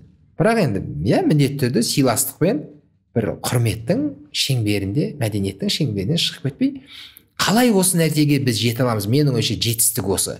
Мен мысалы ата-анаммен тұрамын ба, мен сол үйде комфортный сезінуім керек. Өзім қысылып, қымтырылып, андай бір, ұят деген күшті нәрсе. Бірақ андай бір бір қозғала алмай, демала алмай, әйелім ана жақта жүр, деп ол жаңағыда тыныстала алмай жүр ол. Мына жақта әке-шешем ол жүр жаңағыдай. Енді қалайша біз сол келін келмей тұрғанда қалай өмір сүрдік, комфортно деймін да. Ол келін келгеннен кейін сондай комфортно өмір сүрсек, менің ойымша қазіргі мынау қоғамда өте маңызды дүние да. Өйткені бірге тұру, бірге тұрмау деген нәрсені енді ұзақ тақырып бұл, талқылауға келетін болсақ. Осыған кім қол жеткізе алса, менің ойымша ол проблеманы шеше алды деп ойлаймын да. Алайда міндетті түрде бізде біреу құрбан болу керек та. Біреу жертва болады. Көп жағдайда келін құрбан болады, иә, проблема сол біздегі. Сол үшін келін егер де бөлек шығасын десе, ол бөрігін аспанға атайын деп тұрған жерде. Неге? Ана жерде андай дәрежеге алып келсек ше, шықпаймын дейтін дәрежеге жетсек жетсе. Неге? Маған осылай күшті, маған ұнайды осы үйде тұрған деген. Иә, ондайлар бар. Бірақ олар өте аз біздің қоғамда, өкінішке қарай. Бұл жаңағында қарым-қатынаспен жұмыс істемеудің салдары ғой. Салдар дұрыс. Өйткені біздің үйде бәрі жақсы болады. Мен мысалы біраз жігіттерден мына нәрсені естимін ғой. Проблемамен келеді ғой бізге енді. Дәл осы проблема бар ғой, менің басымда біздің үйде болады деп мүлдем ойламағам. Өйткені ол проблеманың оған қатысы жоқ деп ойлағанда ол. Өкінішке қарай, бірақ өйткені алдын алған жоқпыз ғой біз. Алдын алу қалай болу керек? Ата-анасын дайындау ма? Данышпан менен ғалымның ортасындағы бір айырмашылықты біреу айтқан екен да. Ғалым ол кез келген бір проблемаға түссе, сол проблемадан шығар жол тауып кетеді деген да ғалым адам, білімді адам. Данышпан адам ол проблемаға түспейді деген ғой. Сол түспеудің жолын қарастырады деген. Сол сияқты бізге осы даналық керек болып тұр ғой. Осындай проблемаға түспей алдын алып кетудің жолы. Мен мысалы үшін бір қызбен сөйлескенде ол айтты да, мен осындай мысалы үшін ситуация болып жатыр ғой қоғамда, қалай ойлайсың деген кезде, енді ол қыздың ойы, егер мен ол жаққа келін болып түссем, енді ол маған дейінгі кезде ол үйдің өзінің ережесі болды, өздерінің жаңағыдай дәстүрлері болды, ұстанатын қағидалары болды. Мен соған дайын болып барамын, қабылдаймын деді. Бұл қыз тараптың даналығы, иә? Ата ене қандай даналық көрсету керек? Бізде көбінесе былай айтады да, мен қызымдай көремін дейді. Бірақ біреулер бәрібір сен қызыңдай болмайды, өйткені ол біреудің қызы, басқа біреудің тәрбиесін алған. Сол қызымдай көремін дегендер қызындай көрмейді ғой, қызығы сөзінде тұрмайды да. Тойда айтады оны. Біз міне баламыз екеуі болды, үйттік, бірақ біраз енді сөзінен тайқып кетеді ғой. Қызындай көрмейді. Егер қызым деп тұрса, оны бауырына басып тұрса, егер мысалы оңтүстік, батыс аймақтарының мысалы сәлем салатын болса, күшті ғой, мысалы сәлем салған сайын бір құшақтап, батасын беріп, бетіне сүйіп тұрса, ол деген шығады ғой ол.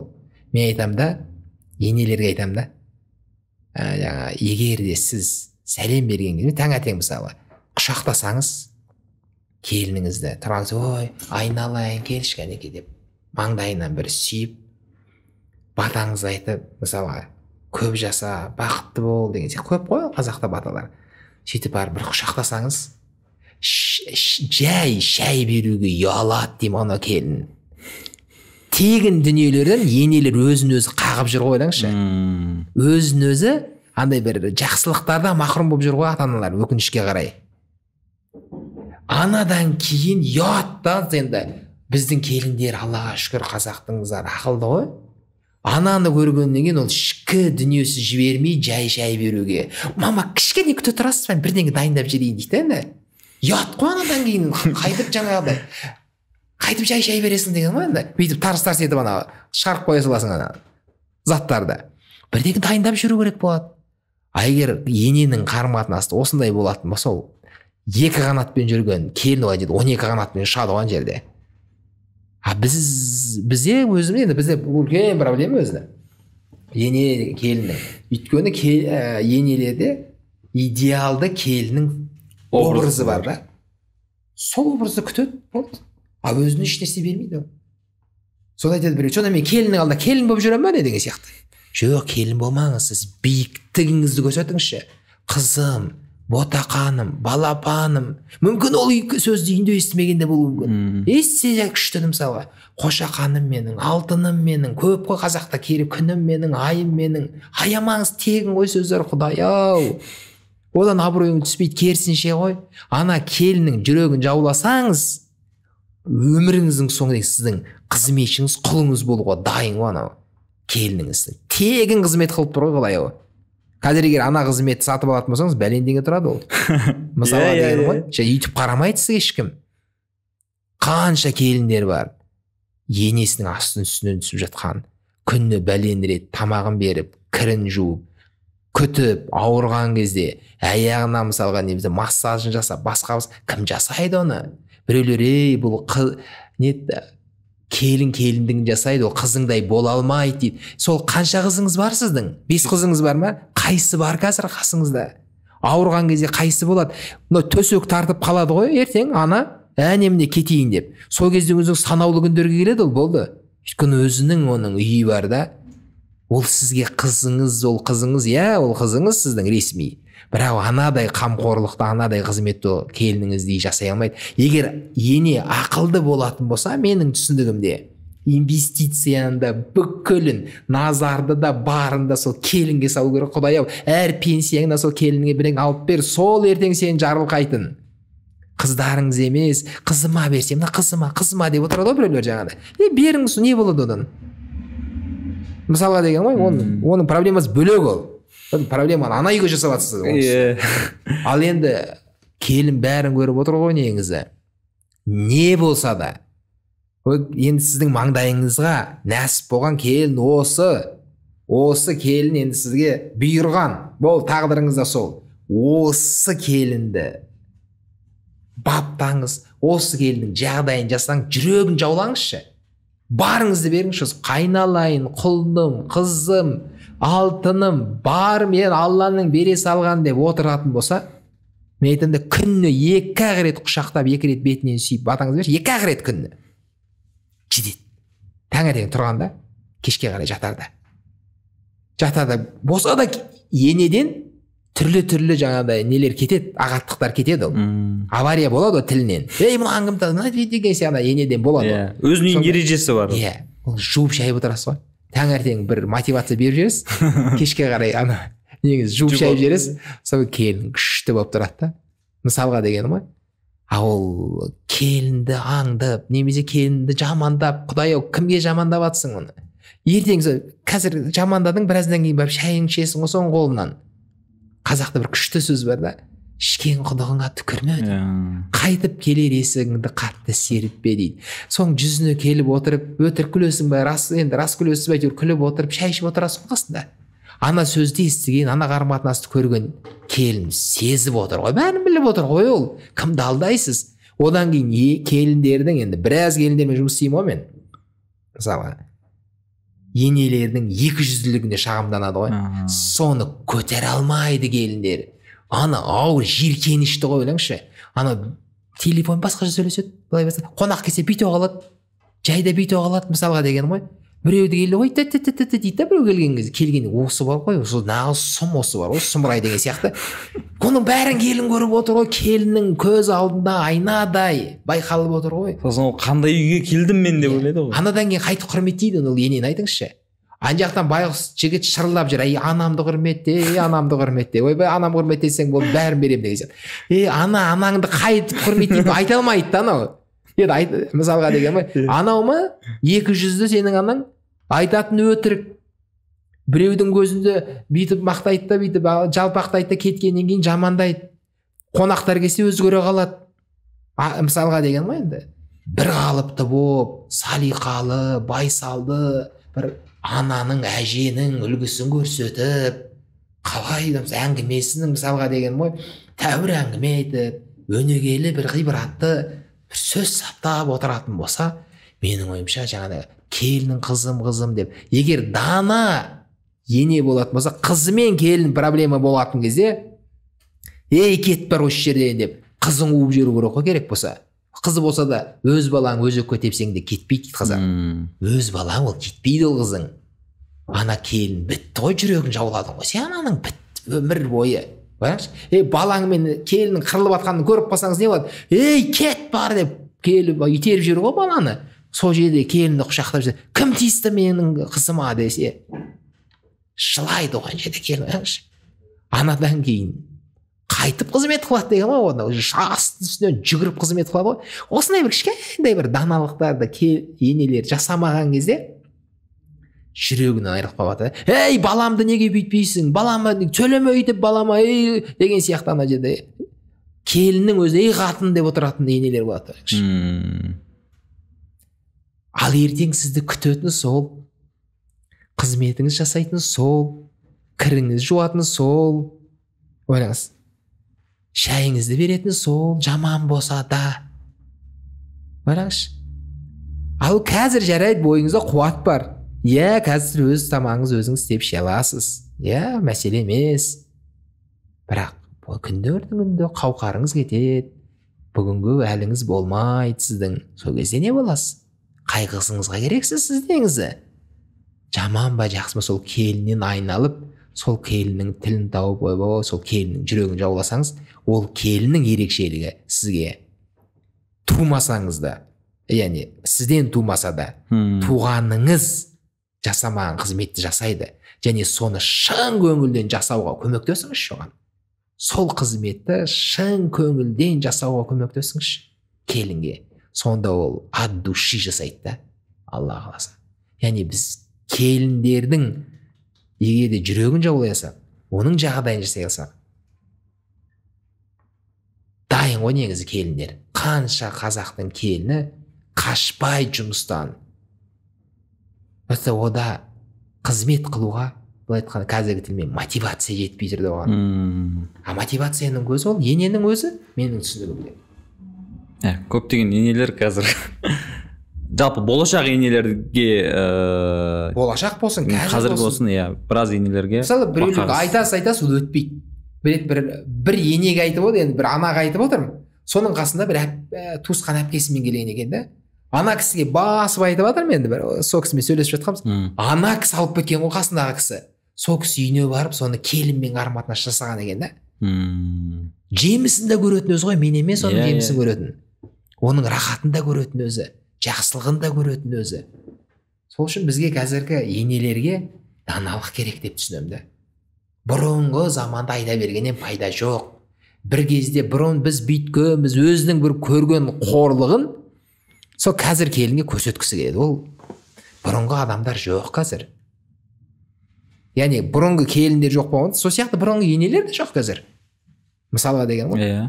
Қазір енелеріне шашын бояп алып, басына орамалын тастап, WhatsApp'та отыр ғой, мысалға деген ғой. Дәл сол сияқты қарым-қатынасты да жаңартып отыру керек. Міндетті жұмыс істеу керек сол қарым-қатынасқа. Біз жаңа сезімді ертерек білдіру мәселесін қозғадық қой. Оның тағы бір екінші жағы бар да, сезімді білдіре алмау. Жаңа жігіт пен қыздың, әйел мен күйеуінің арасындағы болсын, жаңағы ене мен келіннің арасындағы сезім білдіре алмау. Яғни мысалы үшін баланың ата-анасына да сезім білдіре алмайтын сәттері бар да, өйткені біз көрмедік соны. То есть ата-анамыздың бір-біріне сезім білдіріп жатқан көрмей өстік. Біз үшін ол жаңа табу сияқты болып қалғанда біз де қатайып жүреміз, бірақ іште тулап жатыр. Бірақ нені ұстап жүресің да, жаңағыдай. Стойканы ұстап, түр бермей жүре бересің да. Осы мәселеде осы сіз шақырдым деген кезде біраз жас жігіттер сұрады да, сезім білдіру мәселесін сұраңызшы деп. Қалай істеймін, білмеймін мен дейді. Қалай сезім білдіруді білмеймін дейді. Мен жеке өз басым сезім білдіру мәселесінде бұл тойдан кейін өте қажет дүние. Соны үйренуіміз керек қой кәдімгідей. Біз көп нәрсені үйрендік қой қазір. Көп нәрсені үйрендік, үйреніп жатырмыз. Әлі үйренетініміз көп. Оған бірақ біз арланбаймыз ғой. Яғни оны ерінбейміз. Сол сияқты сезімді қалай білдірем әйеліме, некелескен өзімнің адал жарыма. Өте маңызды дүниелер деп ойлаймын да. Өйткені көп жігіттердің проблемасы, біз енді тағы да өзіміздің қазақ десек өзімізге тиеді. Қазақ жігіттерінің осы жердегі проблемасы осы да. Нені жақсы көресің бе деп сұрайды әйел. Иә, жақсы көрмесем алмайтын едім ғой дейді. Немене күнде айта беремін саған деген сияқты. Ойлаңызшы. Ол әйелге қажет дүние екен да. Күніне бірнеше рет айту маңызды да. Өзі жаңа дозасы бар ғой, соның бәрін. Мен бала тәрбиесінде мынандай бір нелер бар да, енді бір көзқарастар. Балада эмоционалдық дейміз ғой, эмоциялық дұрыс сау қарым-қатынас жасаудың түрлі құралдары бар. Соның бір жолы балаға жақсы көрем деген сөз айтылу керек екен да балаға. егер де күніне 4 рет айтылса балаға, онда өмір сүріп тірі қалуға болады екен да балаға. Орысша айтқанда можно выжить. 8 рет айтса ол жақсы екен да, 12 рет айтылса ол бала дамиды екен. Сонда ойлаңыз, анау баланың дамуы, психикасы, оның қараңыз қалай байланысты эмоциялық қарым-қатынаспен. Сөйтіп мен келіндерге айтамын ғой, егер күніне күйеуіңіз сізге 4 рет жақсы көрем деп айтса, енеңіз 4 рет жақсы көрем деп айтса, атаңыз 4 рет жақсы көрем деп айтса, мысалға деймін енді, не істейсіз деймін ғой, шам дейді ғой, біліңізші, шамыз дейді ғой біз. Сонда тегін дүниелерді біз пайдаланбай жатырмыз, құралдарды. Ал ұрыс деген кезде, ашу келген кезде неше түрлі сөзді айтып тастау, қорлау, оның жаңағыдай тұлғасына тіл тигізу, оның туысқандарына тіл тигізу, ол жағынан енді жан салмаймыз ғой жағынан. Және ол қалыпты дүние өкпет. Ол қалыпты дүние. Сонда қараңыз, жарайды, атасының айтуы ұят шығар деп айтуы мүмкін еді. Ыңғайсыз, айтпай-ақ қойшы деді атасы. Атасы қызым десе, ал енді жақта күйеуі мен анасы, енесі ғой жаңағы келіннің жарысып жақсы көрем деген сөз айтатын болса, шамыз деп тұр ғой өздері.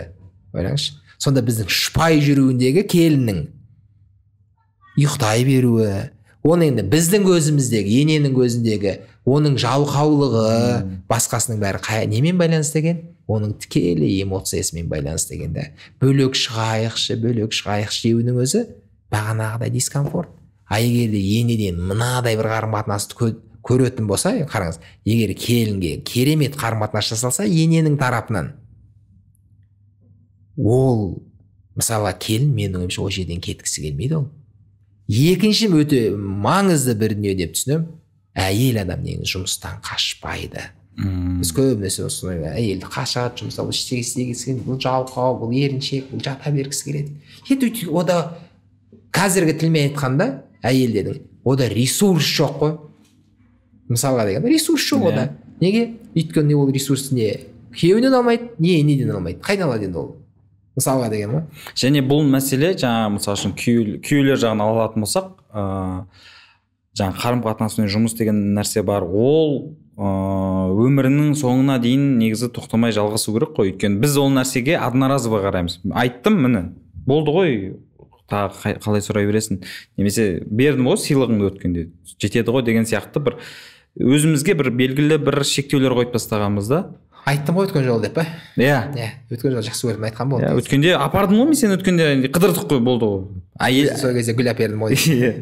Әйел ол нәрсені уже сол кезеңде ғана қабылдайды. Айтады ғой, әйелдер моментімен өмір сүреді дейді, жаңағы сол кезеңде жақсы болды. Енді тағы жақсы болу үшін тағы да әрекет жасау керек.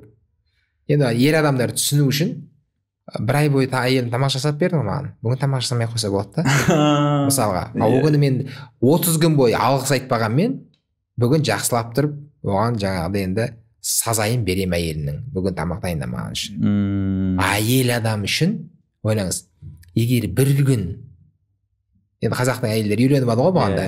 Жаңағыдай енді.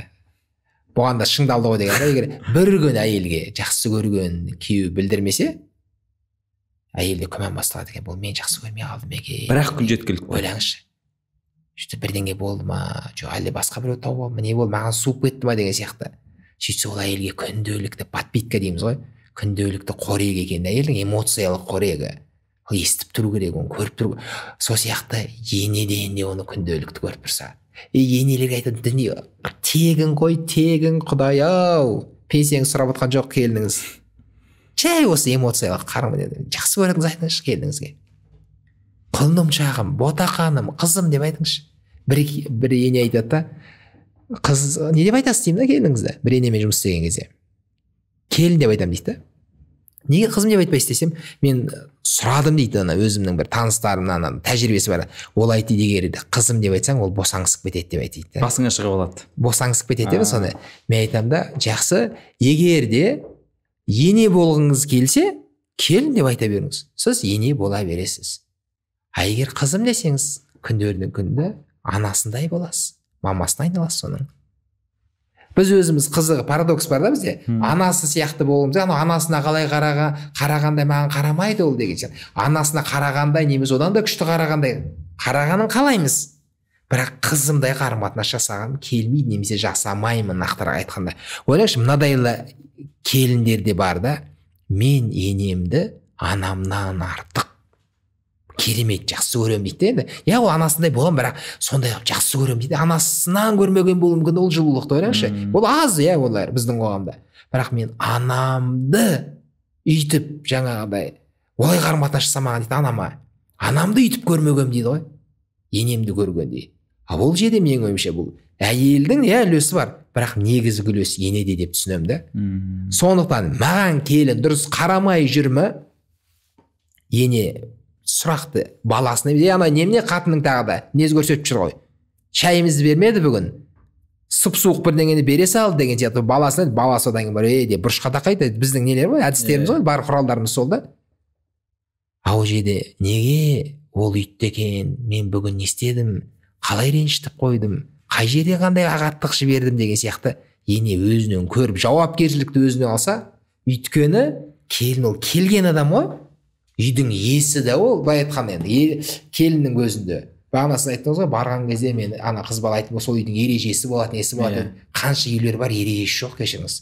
Қанша үйлер бар, жарықсыз жоқ, ұстанымдары жоқ. Иә, былай айтқан енемен атаның өзі ұрсып отыратын қаншама үйлер бар, келіннің көзінше. Ал осы жерде ене жауапкершілікті өзіне алып, келген қыз ғой, келген кезде ол жалтақтап келген, не кімнің көңіліне қараймын, кімнің қабағына қараймын, не істеу керек, қай жерде не бар деп келген қыз ғой енді ол. Сол жерде момент дейміз ғой, андай мүмкіндік қой, жүрегін жаулап жіберу сол жерде. Андай бір бауырыңа бас, берші жылуыңды берші ана келінге, бітті ғой. Осындай бір дүниелерден, болмайтын бір элементарный дейміз ғой, бір қарапайым дүниелерден яғни біз махрұм қалып жүрміз ғой, осындай бір нәрселер жасамай. Қанша жақсылықтан өзімізді өзіміз қағып жатырмыз ғой, бұл айтқанда. Қараңызшы. Біраз енелер мен аталар келінді қабылдауға дайын емес. Енді бетіне айтсаң, ол ренжиді.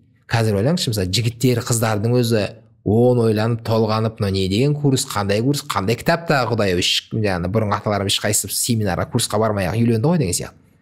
Қазір енелердің өзіне курс керек, келінмен қарым қатынаста, аталарға курс керек. Мысалы ойлаңызшы, бұл дүниелер, егер біз қарым қатынас маңызды ма бізге? Маңызды деп айтамыз, бірақ істемейміз ешнәрсе. Тойға шаштық қой бәле миллионды. Жүрдік қой, киітінді алдық, комплектінді алдық, ананды алдық, мынанды алдық, әйтеуір біраз дүние істедік қой тойдың жолында. Ал тойдан кейінгі отбасылық өмірде сәтті болу үшін, қарым қатынас керемет болу үшін не істей алдық? Қандай өзімізден бір ресурс шықты?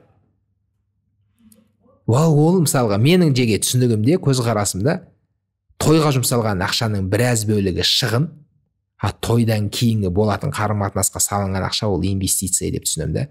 Оның жемісін адам көре береді, Алла қаласа.